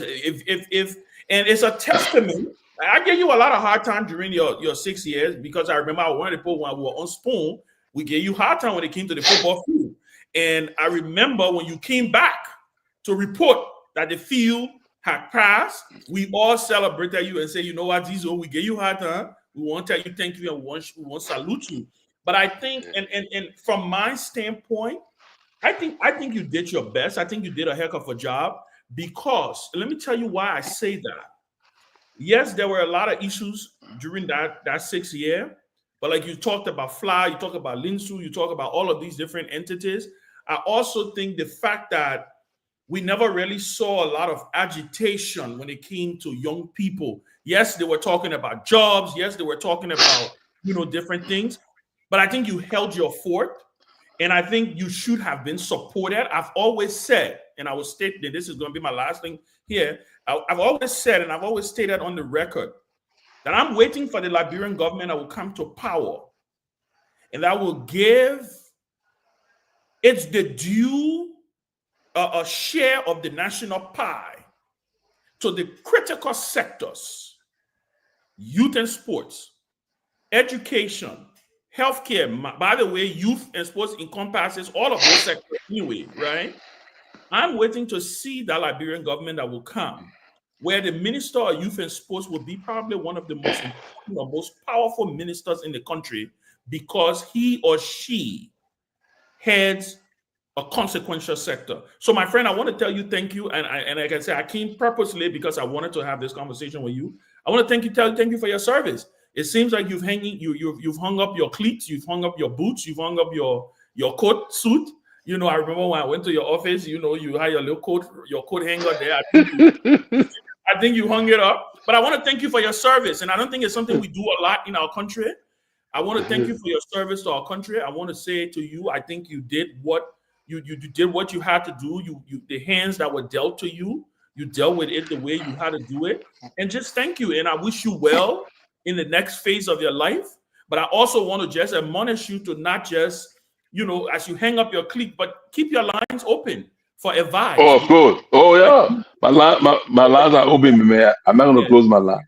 Yeah, people like you are valuable. You can be able to talk to the next minister, and I hope what her name Cole is listening. I hope he leveraged and he tapped into your network and your knowledge to be able to make him a better minister. Those are my initial So, thoughts. Thank you but very yeah, much. Ko is aware. He came to my house. We had a very nice discussion. I told him my doors were always open, my line open any day, anytime. He Good. wants to reach out to me to get a little advice. I'm always willing to share my advice. When they call cheap, you don't want to pay for consultancy. I'm just joking. Mr. Go ahead, Raul. Mr. Minister, thank you for coming on. I think it's been a very great conversation so far.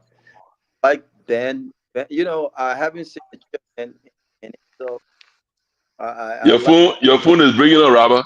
Can you hear me? Yeah, I can hear you now. Can you hear me? Okay, good. I want to make sure you hear me. But I love Ben's question, and I like the fact that he was tough on some of the questions. And I know you pleaded the fifth on some of the questions. You don't want to speak on it. But I want to start. I want to start by saying this, and I think that you are not being political yet. I think you're being honest. You've taken responsibility. Uh, you admitted that you guys could have done more, and I concur. I agree. I think you guys could have done a lot more. But I also want to join the voice to give you credit because I don't think a lot of people understood how we're faced with. I visited your numerous times. We had conversations about your vision and your ideas. I mentioned before, and we all know that when you look at the national budget, we know that the youth and sports, uh, the youth and sports, we don't really invest in the sector that investment. But there was a moment when people called for your resignation. Some even called for your dismissal, and that moment was a very challenging moment. I watched you kind of navigate your way in explanation and trying to give. And really, at the time, pissed me off was the fact that the very people who were calling for your resignation and or dismissal were responsible for the mess that you inherited. And I would be remiss if I did not mention some of what happened. So we put things in perspective. The government under your watch and the youth and sports, in less than 15 months, were able to generate and spend roughly a little over $1 million to get SKD where since SKD have gotten back to where it is, the government have not worried about any suspension other than what you mentioned in your everyone knows. They flow so forth and so on. We saw what happened during the county where one of the was formed because it got dark, and the ministry have also changed its policy with regards to extra time whenever county leagues have been played, and or playing two games in one day.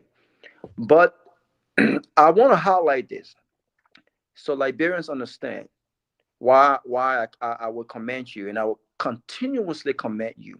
Between 2016 to 2019, we had a fierce debate with some of my friends that are in government today, including my dear friend and brother George Lobo.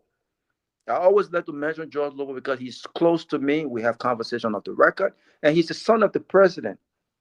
Between 2016 to 2019, the United Party government squandered $18 million, Mr. Namwe.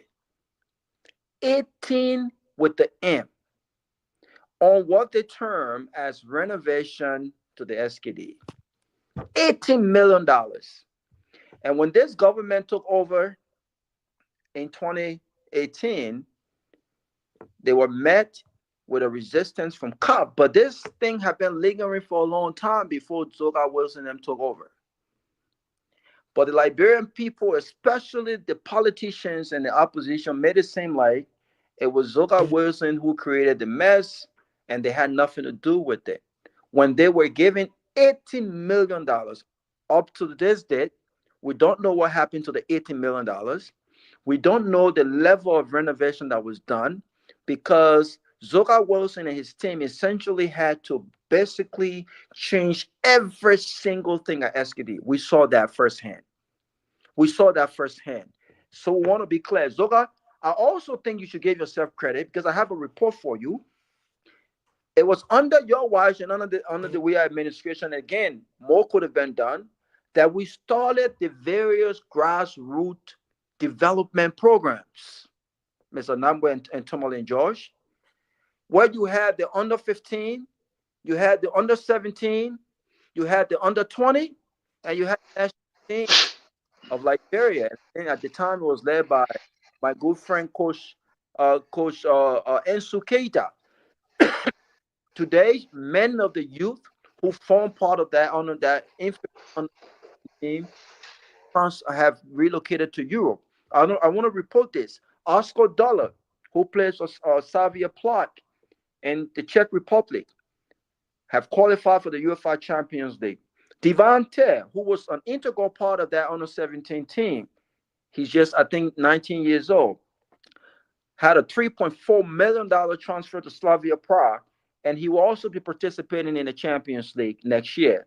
Samson Doe, who now plays for Victoria Plazel, will also be participating in the UEFA Champions League from the second play by finishing second place. Mohamed Kamara, I won't mention that because he wasn't part of that. But Nestor Swan, he signed a contract with FC Sheriff, and he will also be participating in the Europa League by winning the Mendiofa Cup winners. Mike Pape with FC Kopar in Slovenia. David Twe with FC Dynamo Brest will also be participating in the UEFA Conference League. Abu Kamara, Shak Sese, who won the championship in Botswana. And last but not the least, Steven Simmons, who won the championship in Mozambique, will also be participating in the CAF Champions League. I mention these things because I think it's important. When we invest in areas that are important, we see the results. And it may seem little, but these are the superstars and the future of Lone Star. Because when Lone Star does not win, guess what happened? The Ministry of Youth and Sport bears the weight. The government bears the weight because, like you said, the government is the chief sponsor of the Lone Star. They own the Lone Star. And so I want to publicly say, Zoga Wilson, I went to Monrovia. I flew out there, and you gave me a specific tour of the SKD when it was done. And I want to say to you and your team, you did a phenomenal job. And if anyone asks you, what is your legacy? I think that you should point to that. With the support of the government, you should point to that. Because you did not need international support. That $1.something million came from the government. And it was done because of your resilience and your never give up attitude. So you should give yourself credit for that. But I want you to clarify, when you talk about support, Mr. Wilson, I want you to be specific because I don't want folks to misconstrue your words. Are you saying that you did not get support from the president of Liberia at the time? Or are you saying that the bureaucracy of the government and the budget and the fact that the government had competing priorities, the Ministry of Youth and Sport did not get the necessary support it needed to do more than what you did? I was both. So you would say both. You did not get the support from the president and the bureaucracy of the government. Yeah. Can you respond, please? Well, the thing is, man, we all agree on competing priorities, but there are things that at times are important we need to do, and we need that support from the higher up. And if that support is not coming, there's not much you can do. And when you're in government is like a little society. You can't criticize from within. So you be a team and work with everybody. And so that was a tough part. There were things we needed to do. But like I said, for example, on the sport development tax, that's something I'm passionate about. I wanted to succeed on that. I want us to succeed on that because that would have changed the trajectory of sports in Liberia. But again, I did not get the support, not just from the power that be, but from some of my own colleagues. That support was not there. Those who gave the support. It's just a matter of sitting down to have a discussion. You know, create an opportunity. Let's share ideas.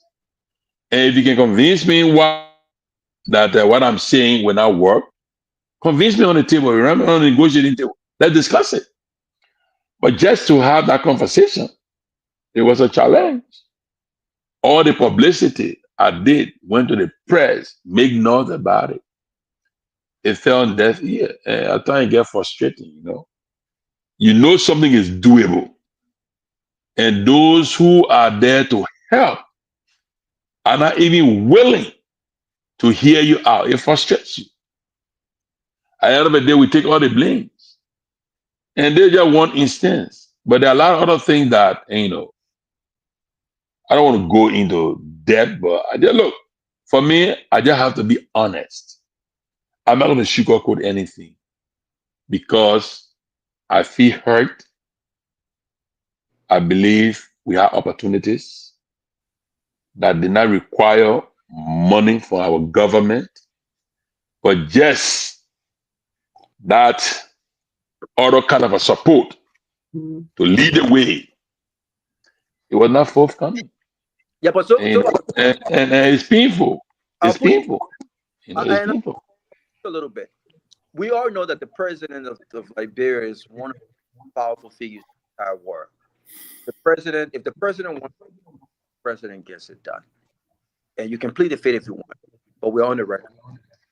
Outside of having conversation with the former president specifically about things you get done, a lot of frustration have come from the fact that President we have been a Lone Star captain and a former Lone Star player did not give the team the needed support. I wasn't in these conversations, but I saw when the team went to play international matches, international honor. I'm not sure if it was done through the support of government invitation that that sent invitation to. I'm sorry. Are you specifically saying that, given how powerful the presidency is in Liberia, that had you gotten the support outside of the national budget, calling me, and whoever calling me, please stop calling me. Please stop.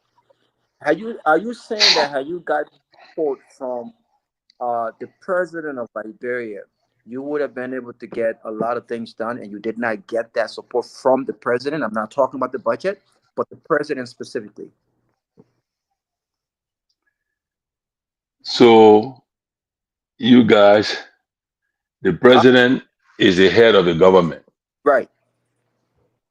I'm saying I did not get support that I needed from the government. However, we want to interpret it, fine. And if we are getting the kind of a support that we needed, we would have made a difference. I don't know how old are you, but some of you are old enough to have seen the late Samuel Doe. You saw how Samuel Doe treated the national team, right? Mm-hmm. And today his memory lives on. Samuel Doe was not giving out millions of dollars. But every time the Lone Star went on our field to play, Lone Star performed. I will leave it at that. You draw your own conclusion. Thank you. Last question. I understand that the Liberia Anti-Corruption Commission has opened up an investigation.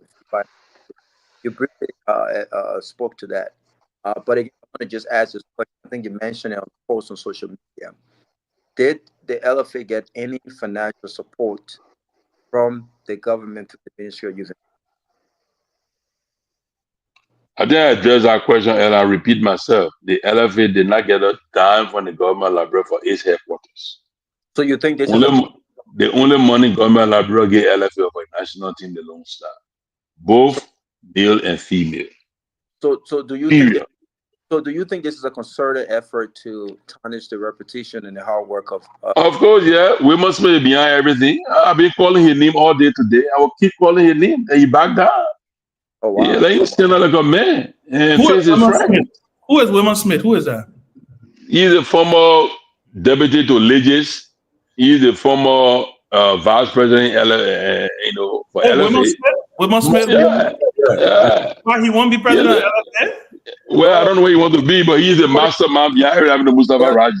I'm just calling his name. Like he's still like a man and face this guy. He's a Should be hiding behind soup children and soup military. Don't you know about political activity without soup going to football business? Right. They may go clandestine meeting with the children and sit there to be disturbing for a reason. The one concept like president of the elephant band. He wants Cassell. But I mean, anyway, Mr. Nambe, I think that you right. But Mr. Nambe, I beg you, borrow 30 seconds, please. I want to ask Mr. Minister one question quick. You talk about Samuel Doe. I also want to ask, were you on the team? Were you on the WIA 11? Is that No? You were not WIA 11. Okay, because I remember I retired by then. You are retired. Okay, we almost went to the World Cup. With that was our team in 1980. Well, okay, so no, but then under President Taylor, we were one game away from the World Cup. The George. No, I was assistant minister by then, or maybe I come to Liberia. No, assistant minister by then, maybe. 2001, Ben. That was when we lost. I was in America by then. 2001 in America. I left 2000. That's the Ghana game. We only needed a draw to make the World Cup. Yeah, no, I know. Oh, yeah. There's a reason I'm asking because what you say, because obviously they were successful. They almost got to the World Cup. I think they went to the African Cup of Nations also. I think 96, they went to the African Cup of Nations, and then they went to the African Cup of Nations again, the George Weah 11. Well, you said President twice, 96 and 2001, I think. 2001, right? Will you, from your perspective as someone who played the game, will you also say Taylor was very supportive of the team during that period? That's what provided a boost to the team? Because I mean, I've seen videos. I mean, I was in Liberia to a certain extent, and I saw him attend the games. I saw him give the players stipends. I saw him visit them on camp. I saw him do all of those things. Would you say that kind of support provides boost for the team to want to do extremely well? Well, I would say this. Answer the question this day. Taylor, it was a combination of Charles Taylor and the support and the team, and also the support of George Weah. That's what I was going to say. I gotta be clear on that one. Yeah. The same money issue that we're having today, and we have on George Weah, we have on Samuel Doe. Yeah. That same money issue on Taylor too. Well, on Taylor, exactly. Let's be clear.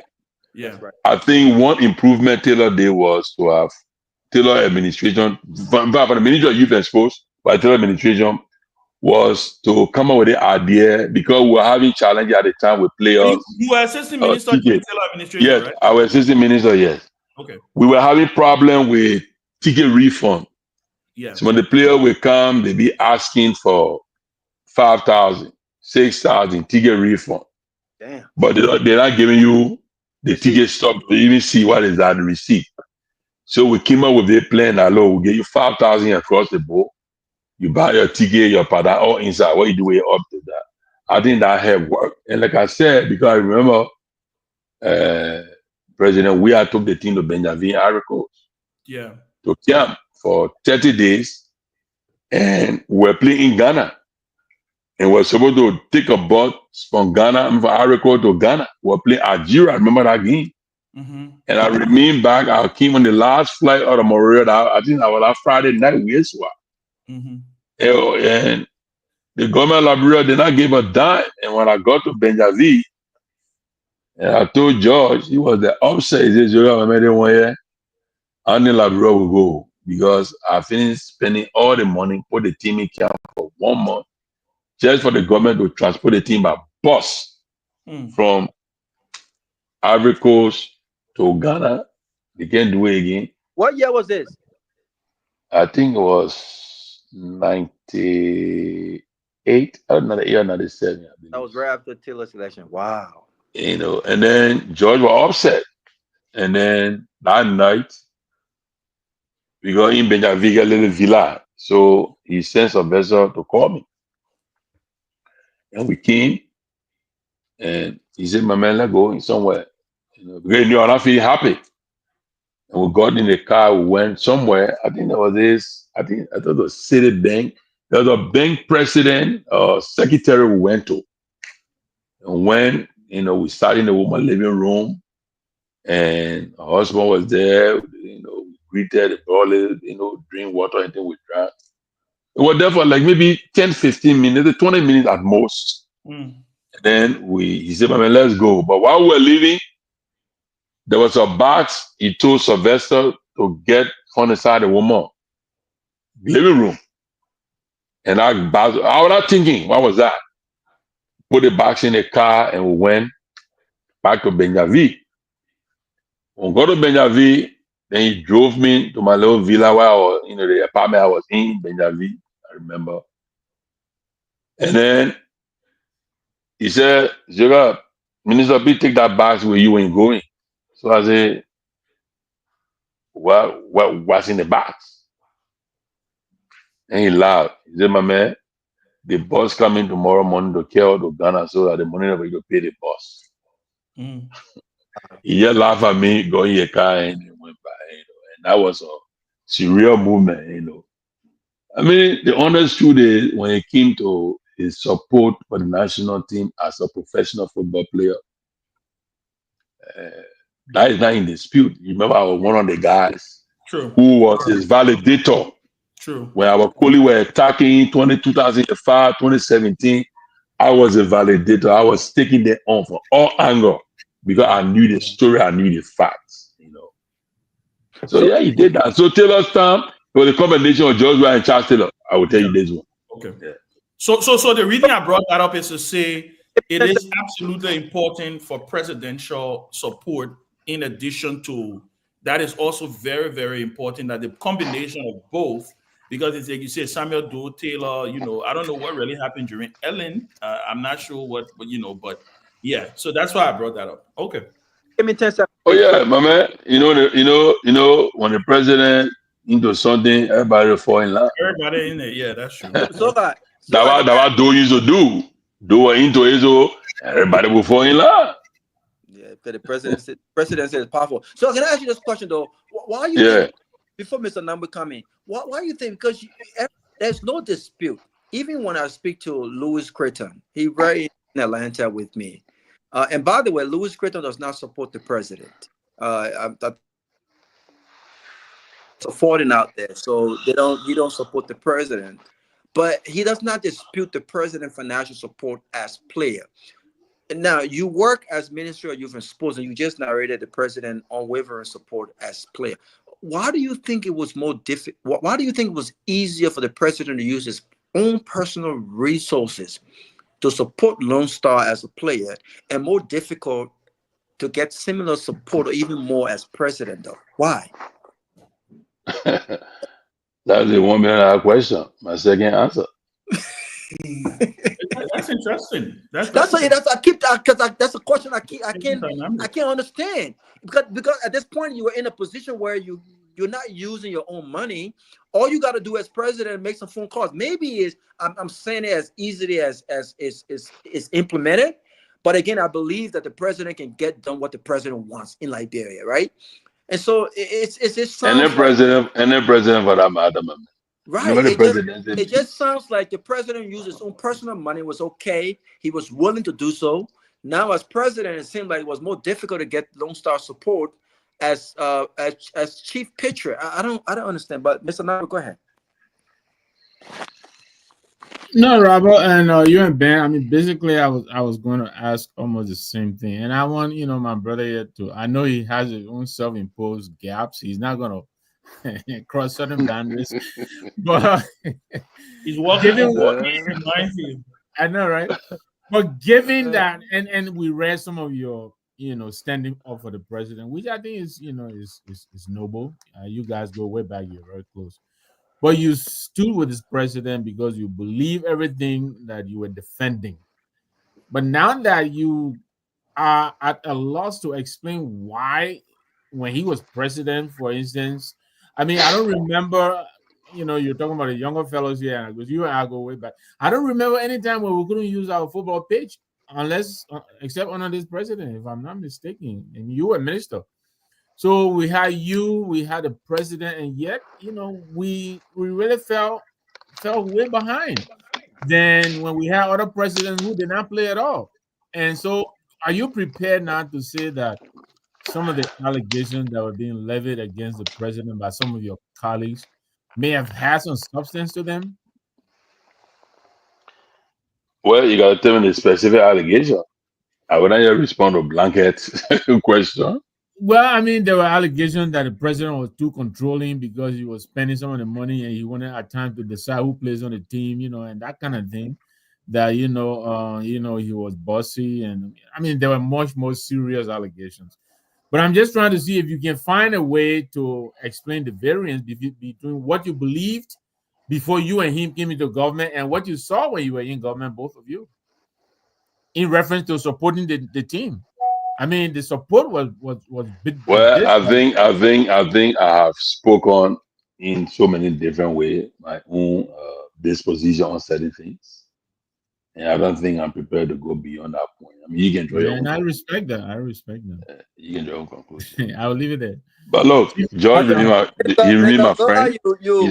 He's my friend. He'll always be my friend. And you create a lot of headlines. I appreciate the fact that he gave me the opportunity to serve the country for 6 years.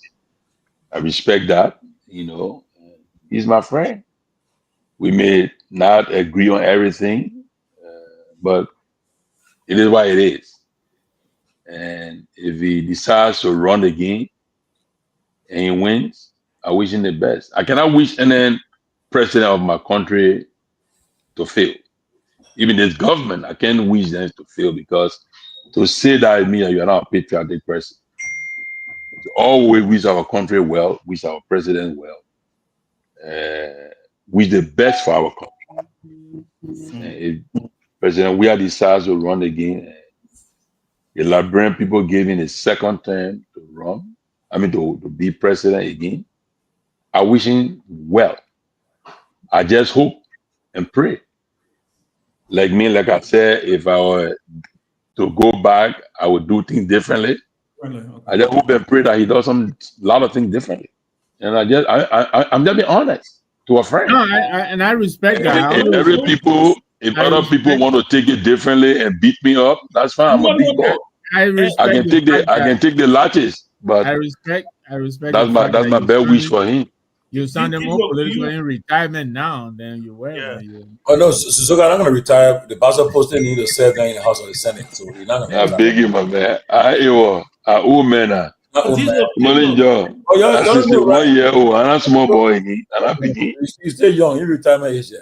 But you know, but this man, me tell you, you want to know, right? 1986, the Barrow won a champ. Oh, yeah, post say ready to drop. Okay, you all know that. One of the luckiest goalkeeper Barrow at the back. 1986, I won a championship. He saved a penalty. I watched that game that day. I won a championship. The next year, I took it from us. But so this man, he was one of the Barrow most dependable goalkeeper. I mean, you remember we perform. No, when it comes to who really say Barrow money games, this man. And we have our man Warpa, forget it. We'll score going. The score can afford to go on war. You know what but when they say who really say Barrow most of the time with this man, honestly, you check the record. So I watched the match. So that was our experience with him from Barrow team. But again, like you said, look, I understand where Zuka comes from. He served the country, and I know what he went through. During the time he was minister, especially during that time with that complex. People were calling for his head. They wanted him to be fired, but it wasn't him. You know how the man needed money to do it.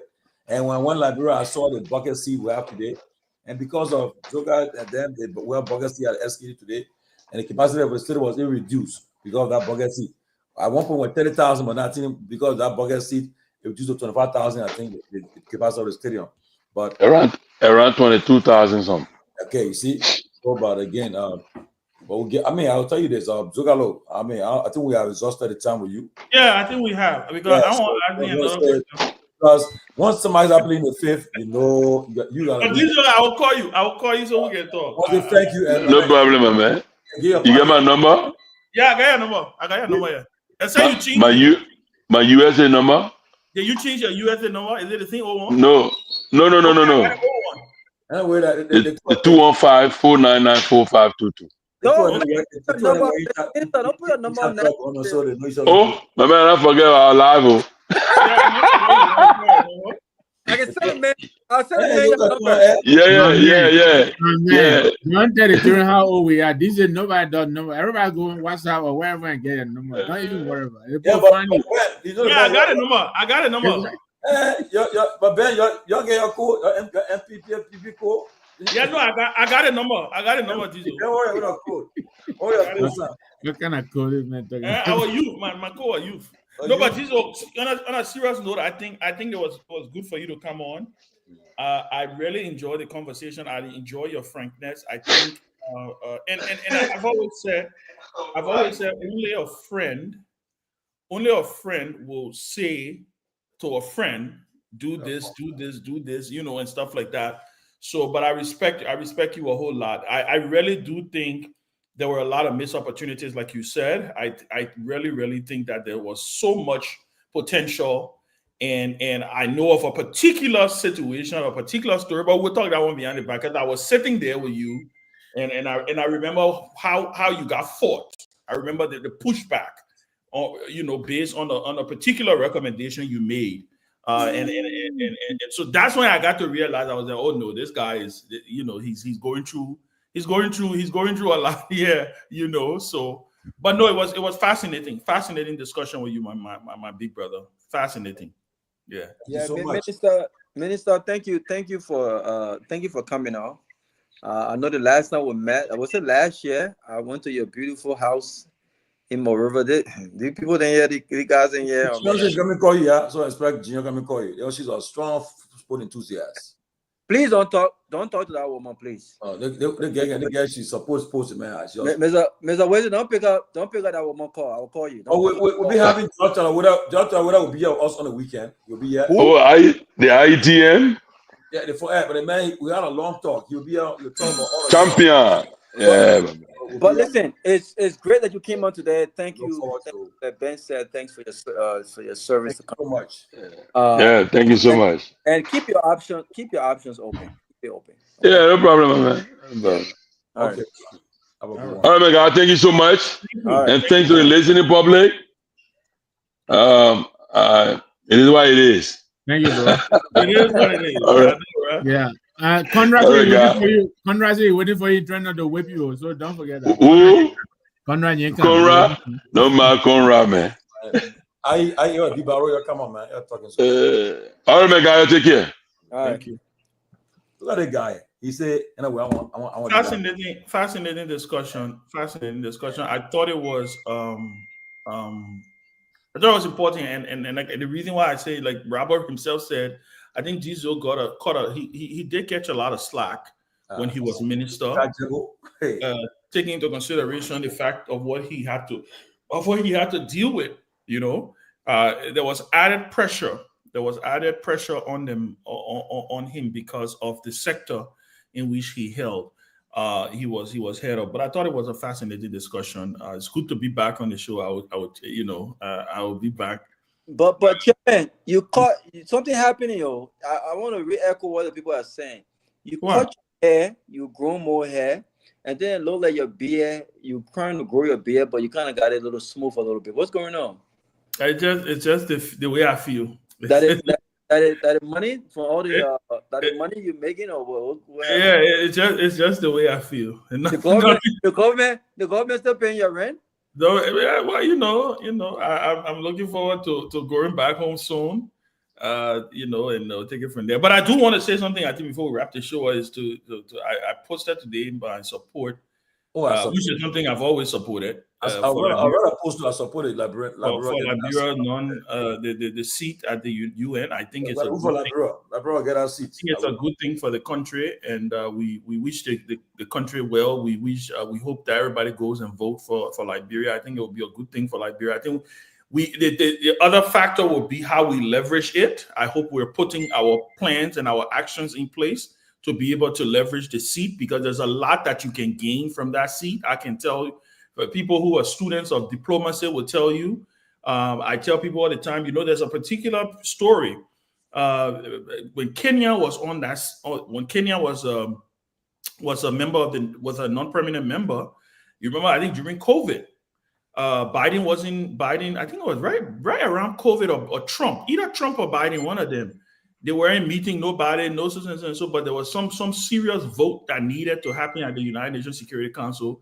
And America needed Kenya's vote, and I remember the Kenyan president got a full-fledged state visit to Washington, got a lot of benefits. Like I said, there's so many things. So I hope, my prayer is that I hope the government has put a plan, even without winning it yet. I hope they have a plan in place to how to leverage it. They can't win it and then we start running around like we know what we're going to be doing. They have to put a plan in place, how we can leverage it, how we can get bilateral assistance, scholarships for student exchanges. There's a lot that comes, and we're going to hold that seat for 2 years. There's a lot that we can gain for it from the country, so I think it's important. My other thought has to do with I send thoughts and prayers to the president of Liberia. I'm glad that he's safe. I did not understand the magnitude of that thing until I was watching the video a few minutes ago, seeing the pictures. I mean, I don't understand if people think this is this. Many people think this is a joke.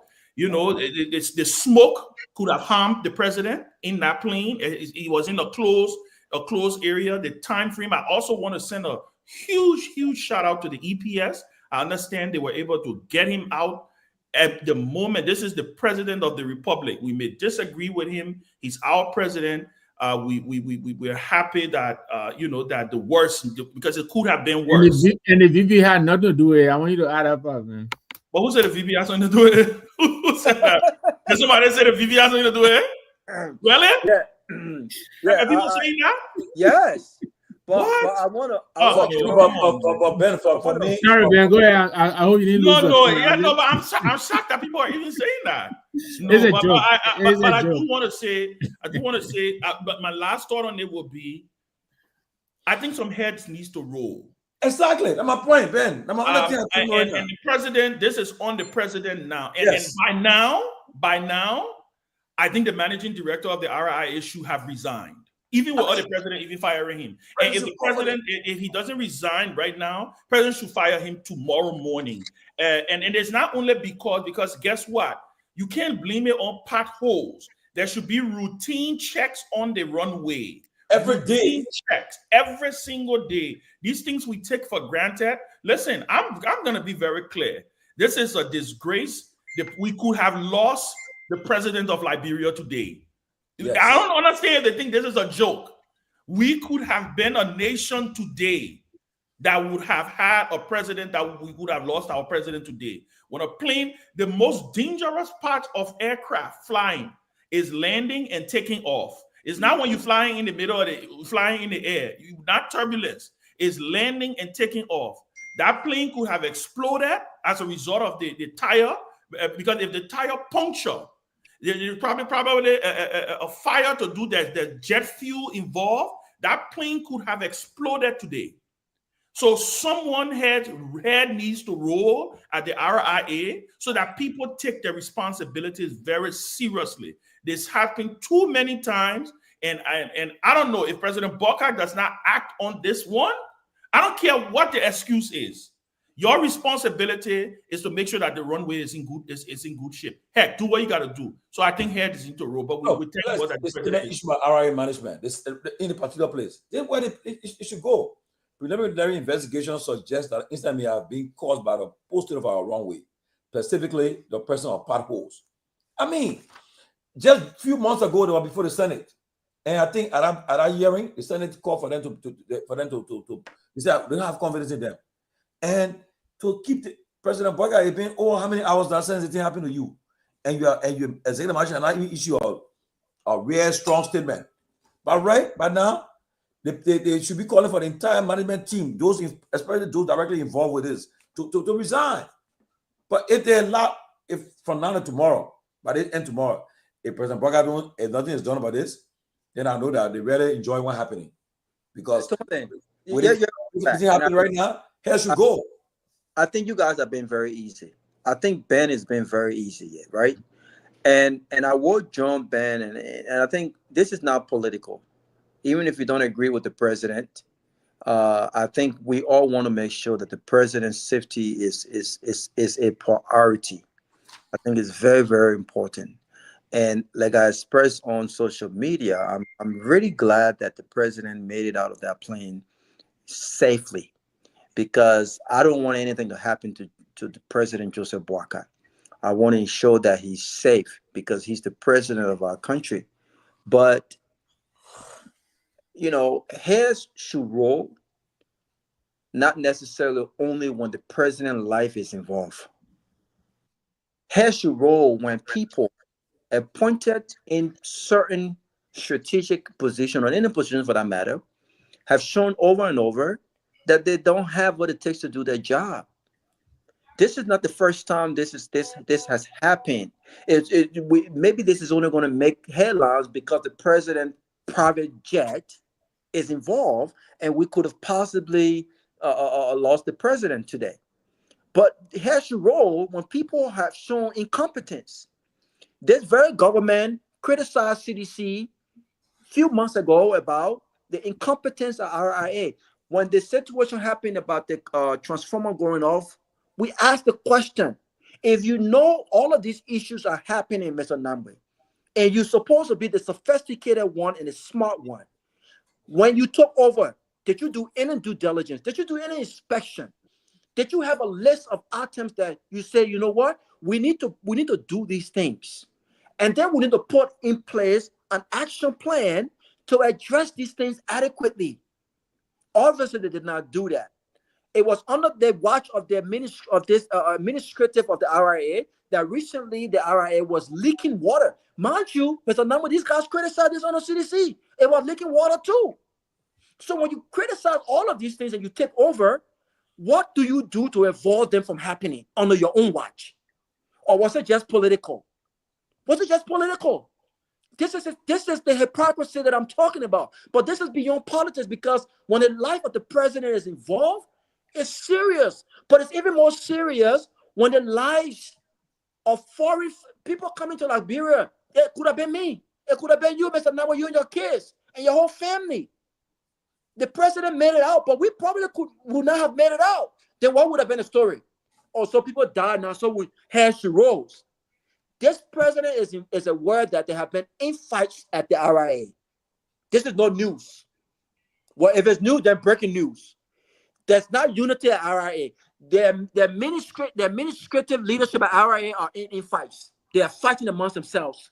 It's been going on for months. The president has been briefed on this issue. I continue to ask the question behind the scene. Why has the president not acted? Why has the president not invited these guys over at the executive mansion to get the house together, or actions will be taken? The reason why this is negligence. The reason why this happened is because they are more focused on the infight than doing their due diligence. That's what's happening. But the president has failed to act. He knows what's happening for months now. The president has failed to act. But you know what? I know you got to come in, so I will end on this note. Hair should not roll when the president's life is in danger. Even though the president is the most important, it's the first family, we do not want anything to happen to the president. But we should also consider how people looked at Liberia. Kenya Airways and Peace Airline canceled their flights today. I know people that were scheduled to fly to Ghana and other places. They've missed the international flight from Ghana to the US. The government going to pay for that? No. This is an embarrassment. And these guys criticize the previous government about all of these small things. Why have they not got it together? It's going almost 2 years. But I'm glad the president is safe. But look, I mean, so that's the problem, right? And it's up to the president now because the boys in his court. They're talking over now. Just act now. Just act right now instead of wasting time. But let me respond to Kai Jebo. Kai, I'm having a show here with your former team manager, George Tarawera, will be at the weekend. So who we can join, let's talk. We're talking soccer and other stuff. So I think the number wanted to say something about it, right? Go ahead. No, Ben. I mean, honestly, you and Robert, you said, and Tomalin too. It just, I don't understand how long it would take and what it would take before the president. I mean, look at what happened at the MCS a day or two ago. The people were defiant, very defiant. In spite of the fact that the facts are glaring, the audit report is out. They're defiant because they know nothing's going to happen to them. This thing has happened at RI so many times. The other time, I think, or at Brussels or at Morocco, one of those, they had their wheel cut, in the bush, and somebody's going to die before something, But I join you too in thanking God that the president is okay and well. Thank God nobody got hurt. Hopefully, he's probably finally going to wake up. I want to also join Chairman Ben in wishing the country well. I can't think of anybody who would not root for Liberia to get a seat. The only question is, this government doesn't know how to get out of its own way. I mean, they're angling for this seat, and look at what they're doing to Snow. Look what they're doing to Musa Ability. This seat here is supposed to embody and symbolize peace building and security. You're supposed to be a peaceful president. You're going after your opponents in the country, and then internationally, you're going to showcase your ability to build and maintain peace. It doesn't make sense. So I don't know, but we're all hoping that they get a seat because if they do, Liberia wins. Thank you all very much for the show. Thank my brother Zilga for coming on. It's been a great show. Thanks to the audience as well. Hopefully, let's do it again tomorrow. Thank you, guys. Thank you. I think it was a fascinating conversation. And like I said, I think something needs to happen. I think she gone? Okay. I think something needs to happen. I think heads needs to roll. This is serious. Like I said, that plane could have exploded. I don't understand. They take these things for joke. Do you understand the weight of an aircraft?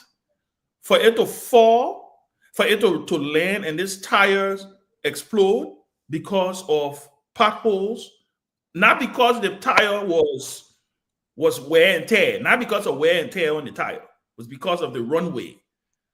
Okay, it's another thing if the runway was smooth and there was wear and tear. Then we say, you know what? We look at the aircraft, the plane company, the people that they rented the plane from, right? But I'm telling you, this is serious. Couple of things could have happened today. The plane could have exploded. The security could not have been able to go ahead and open the doors to get the president out. The president could have suffocated on that plane from smoke. Yeah, and I'm trying to paint a picture so Liberians understand what could have happened today, right? All because of negligence, all because of people who, I don't know, because there's clearly incompetence here. Because how do you, the president is coming, there should be routine checks on that runway, right? You saw in this country when an assassination attempt on a former president, you saw the Secret Service director resign. This is not a joke. And for our people, and I mean, I know people who want to play politics about it, but at the end of the day, like Mr. Nambe said, at the end of the day, this is on the president. The president is the one running his government. He will have to determine what is at stake. And for him to be even, listen, I didn't even know this thing happened because I saw a video of the president addressing the press. They were trying to cover it up, Ben. But I don't understand how the president was not even angry. It got exposed. The moment it got exposed when the airlines, when Kenya and Peace Airlines could not get in because they had communicated with them that the private jet was still stuck on the runway, and it would have caused some problems, even worse problems, had they attempted to fly in. So passengers started to get the information. They could not tell them why flights were delayed. I mean, I saw the press. They tried to cover it up. I saw the president stand up to brief the press to talk about his trip at ECOWAS. And they didn't mention the flag though. They didn't mention. And I never saw. I mean, I don't know though. I don't know. Maybe it's just me, but I don't know. I think this is serious. I think this is serious. Sidiki, I know you just joined. We're trying to wrap this thing up. I don't know what your thoughts on what happened today, but yeah. I think.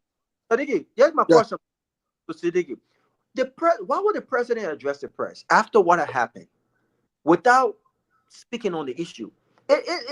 What does it amount to though? Why would the president just went to what he went to, what he could have possibly lost his life?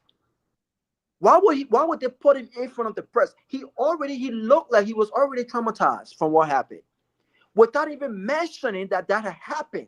If passengers from Kenya Airways and Peace Airway had not been told that the flight got canceled, they were asking why. Why is the flight suddenly been canceled? We wouldn't have known what happened yet. So why would the president be put in front of the press, not mention anything that just happened? What's going on? So psychologically, the government is in what we call the spine move at this point.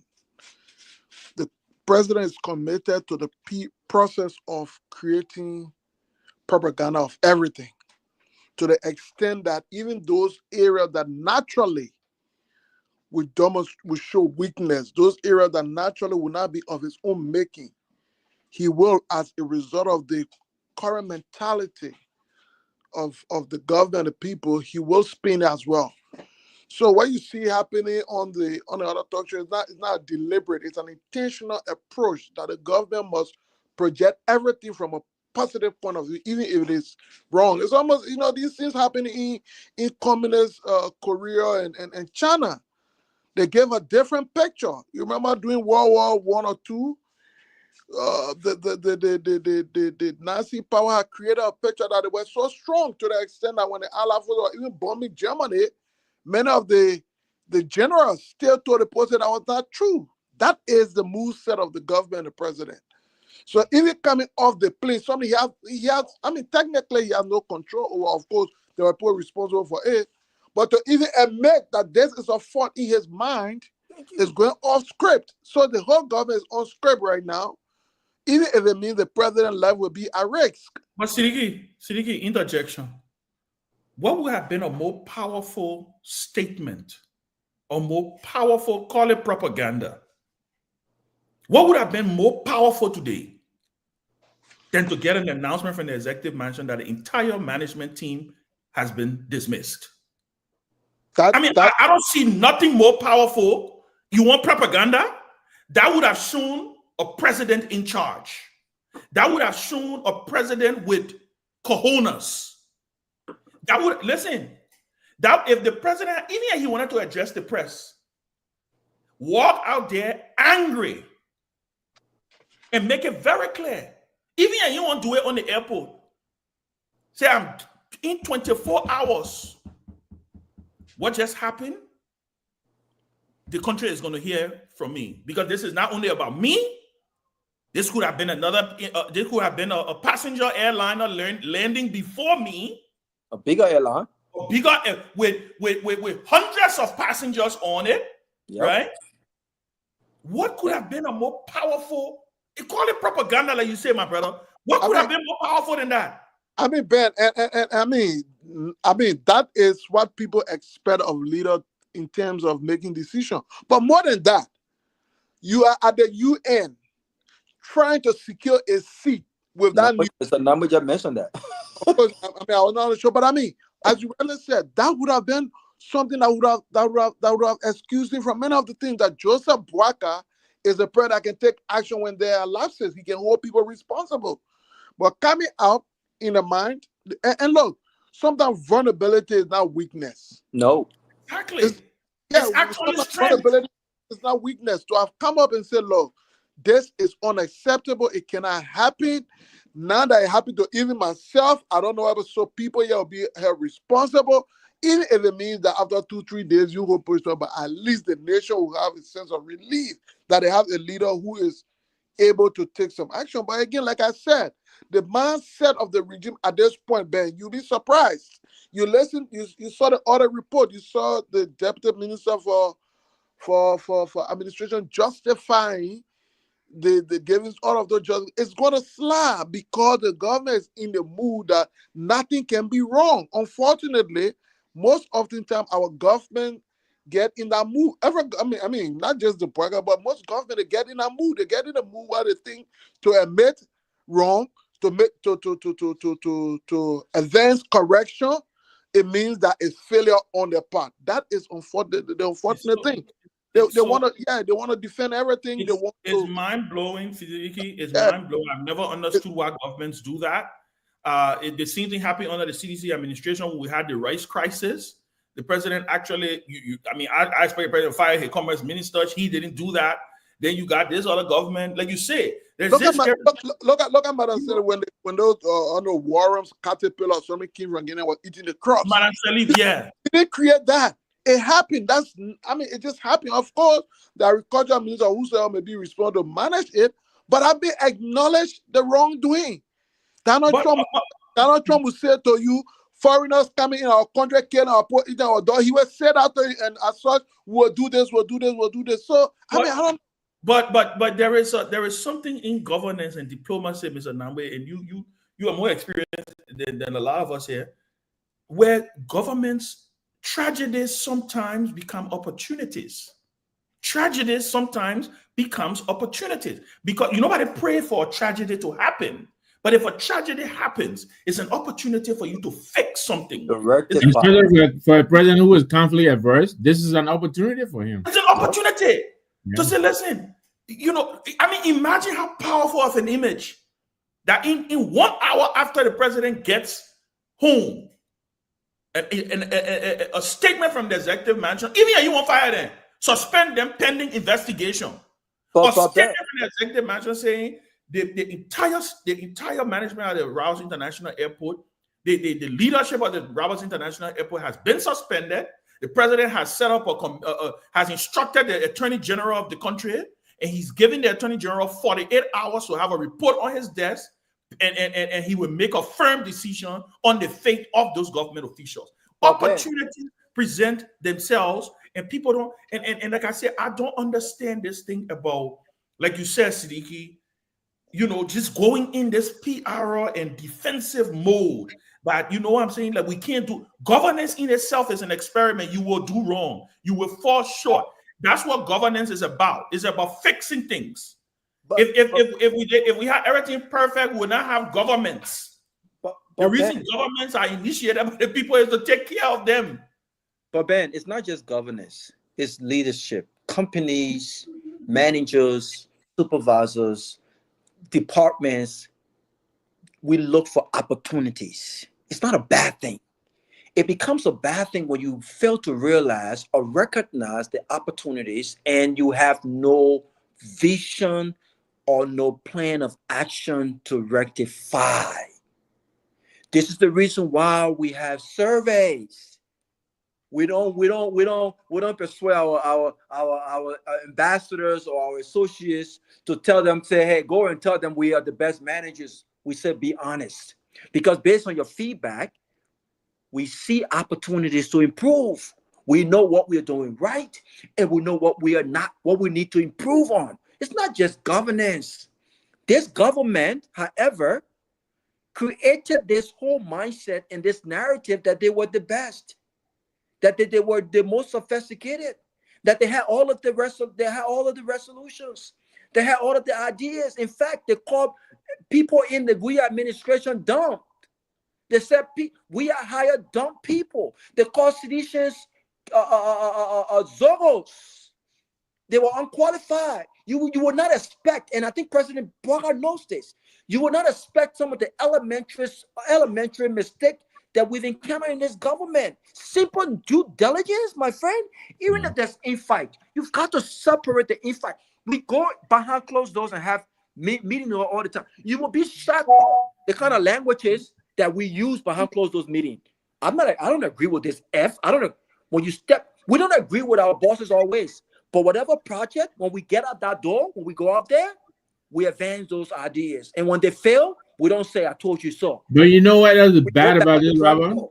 Yeah, You go know ahead. what else is bad? This is bad for business. Very bad for business. That was You know, how. now, That was how I was saying. already there are delays. Now We the have a news is going to get repetition. out there. But Ben, what different in a mindset, in a mentality of that we saw the president demonstrate from when this issue of the yellow machine came about, right? And it became an outcry. As opposed to the president perhaps either being silent on it, fans, what did he say? Did he not say his friend wrote him a letter and it was a gesture? Did the president of the Republic of Liberia now go on record only because perhaps he didn't even know the details of that deal? Maybe it was just somebody who was trying to cash out on it.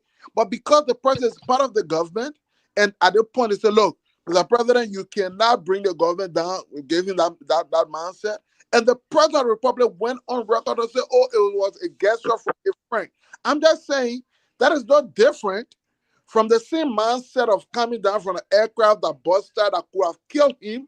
Perhaps today, God forbid, we'll be talking about maybe Richard Kuhn, the next president of the Republic. And then there's going to be the situation. So, yeah, it doesn't make sense, just generally, why you must defend everything, why you must think that to accept that this was a wrongdoing and it can be corrected means that the government will fail. I don't know. That mindset. So, People are saying that the government, we have to pay for the people. Oh. They say you have to what? Oh, that pay for the people playing. But no, that the confusion I have right now. Who gonna pay? But it's definitely no. The Liberian government. No, but the plane should be insured. The plane should be insured. The plane should be insured, but we don't know what's in the agreement. If it's your fault, right? It's like an accident, right? No, they got liability insurance. No, they get liability insurance. They get full coverage insurance. No, right? That's a private. No. I think either way you turn this guy, it's just bad news for us. No, what I'm saying. Ben. Yeah. The Liberian people cannot pay for a plane that was sent by a friend. If they said that the taxpayer money is not responsible for this plane. So you see what happening now? If you tell us to pay for the plane, no, their friends will have to show it. For me, let me say this: the basic rubrics of, I was doing my refresher course the other day for project management, and like you were saying, Siddiqui, the basic image of number, right, and Robert, everybody, the basic rubrics of government is a whole, it's a big project, right? That's what government is. It's a big project. Ministries are mini projects in a big project. Ministers are the project managers. The president happens to be the biggest project manager of the entire country. He's managing all these. He's the head of the PMO, the project management office. Maybe I should put it in that way, right? He's the head of the PMO. He's the manager. He's the director for all these other small project managers. Right? Well, that's what I do. Yeah, you saw what he did. Contrary to what people think I actually do.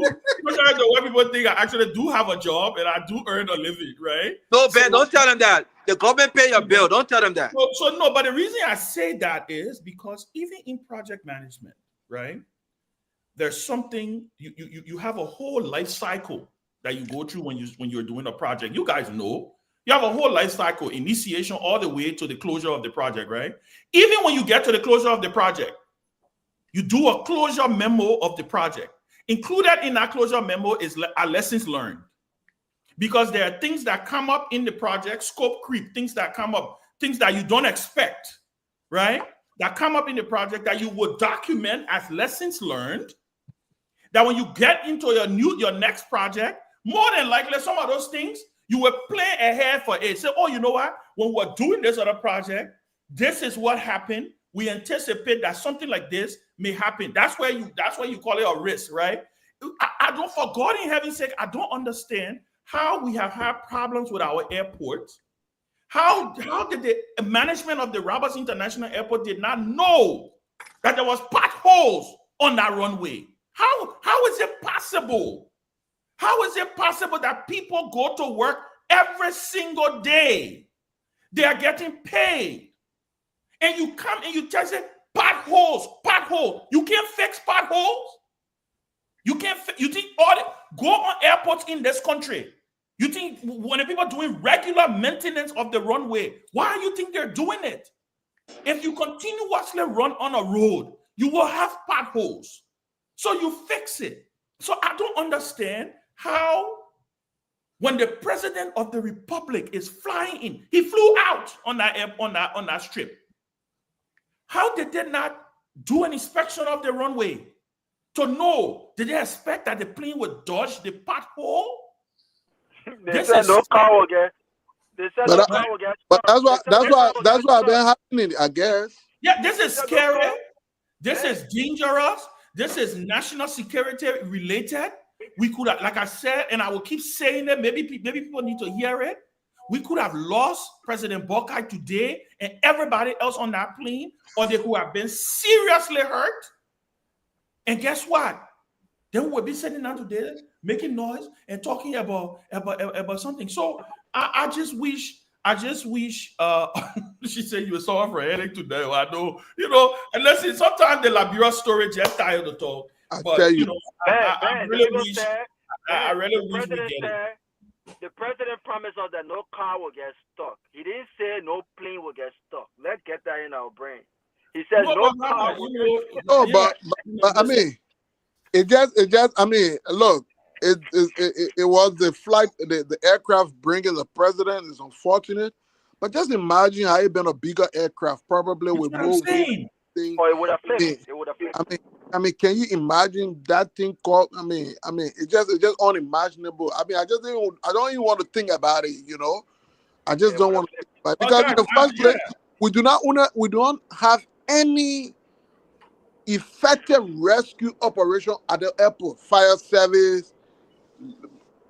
Ambulances, nothing. So I mean, just imagine a situation of that magnitude, brother. God forbid. And we just thank God. But like I said, I do want to because I was reading on the news that the EPS was extremely professional. They got there, but even with them getting them in time, right? If there was an explosion, they would probably not have been able to get to the plane. Exactly. Then they got there in time because nothing happened. You're right. If something had happened, they would never would have got there. If that plane had exploded, they would not have been able to get to the plane to be able to get the president off the plane. That is why this thing is so serious. Yeah, and like I said, I don't know how I'm more angry than Joe Buckeye, but I hope he's angry tonight. I really hope he's angry tonight. Because I am more angry. I think I'm more angry than even the president. Because the president that I saw addressing the press, I swear to God, if I were only looking at the video of the president addressing the press, I would have never knew that something of that magnitude happened today. You are definitely more angry because I don't think that, and me just knowing you, I don't think you would have addressed the press. And if you would have addressed the press, you would have been very clear with Liberians about what happened just a few minutes ago, where you could have possibly lost your life. The main question I ask him is, Nangwe, why did the president not even mention? The president had a regular press conference as if nothing had happened on the runway. Why? If it were not the Kenya Airways cancellation of passengers, there are videos circulating on social media right now of passengers being mad. People are even saying they've lost their flight from Ghana. So you think was the president informed then? You think how you don't know he got stuck on the pothole? Well, last time he was on a plane, man. Maybe they're doing something else. Oh man, come on! You're trying to be, come on. Well, how can you tell the man something else, Rob? The president had just come out of the thing. The president had just come out of the plane. You know what? What president should have done? Get into the presidential lounge, right? This is what an angry president would have done. Got into that presidential lounge, summoned the management, the leadership.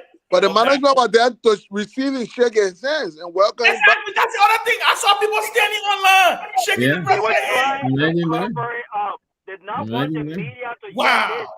They were trying to and the fact that president even got it down to shake hands is even mind-boggling. That's why I said I had no idea. Yeah. I had no idea something had happened until I saw. Because when I saw the thing first, I said, no, man, we're trying to breathe, because I just saw the president shaking hand, getting out from his car, shaking hand. you know, and I was like, okay, he addressed it. But listen, guys, I hope and pray that we get it right.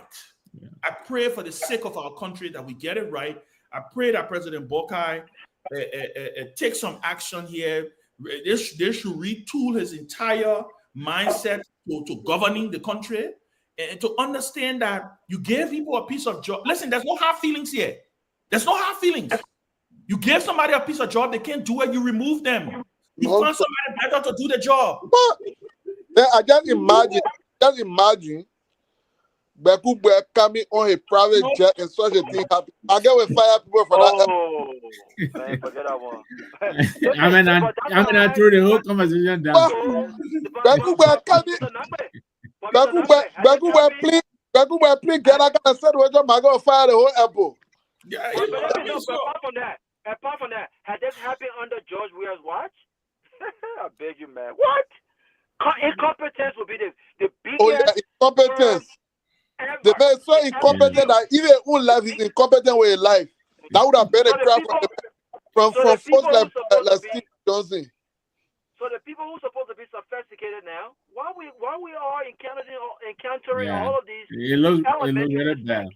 Yeah, it does look bad, guys. It does look bad. But listen, I have to run. So yeah, guys, Ben, thank you very much. Why you make up your brother and friend, the minister? I know y'all spoke about pleading the fifth in everything. Yeah, I beg you. Don't put me in your gossip. Don't bring me. Why you ran away? Don't bring me in your gossip. Yeah, don't put me. You see that why they push? That's why they push the man and ask the man no other extra question because by the time the man say he plead the favor, I say okay, forget it. Yeah. But guys, it was a fascinating show, man. Thank you again. All right, man. Good night. All right.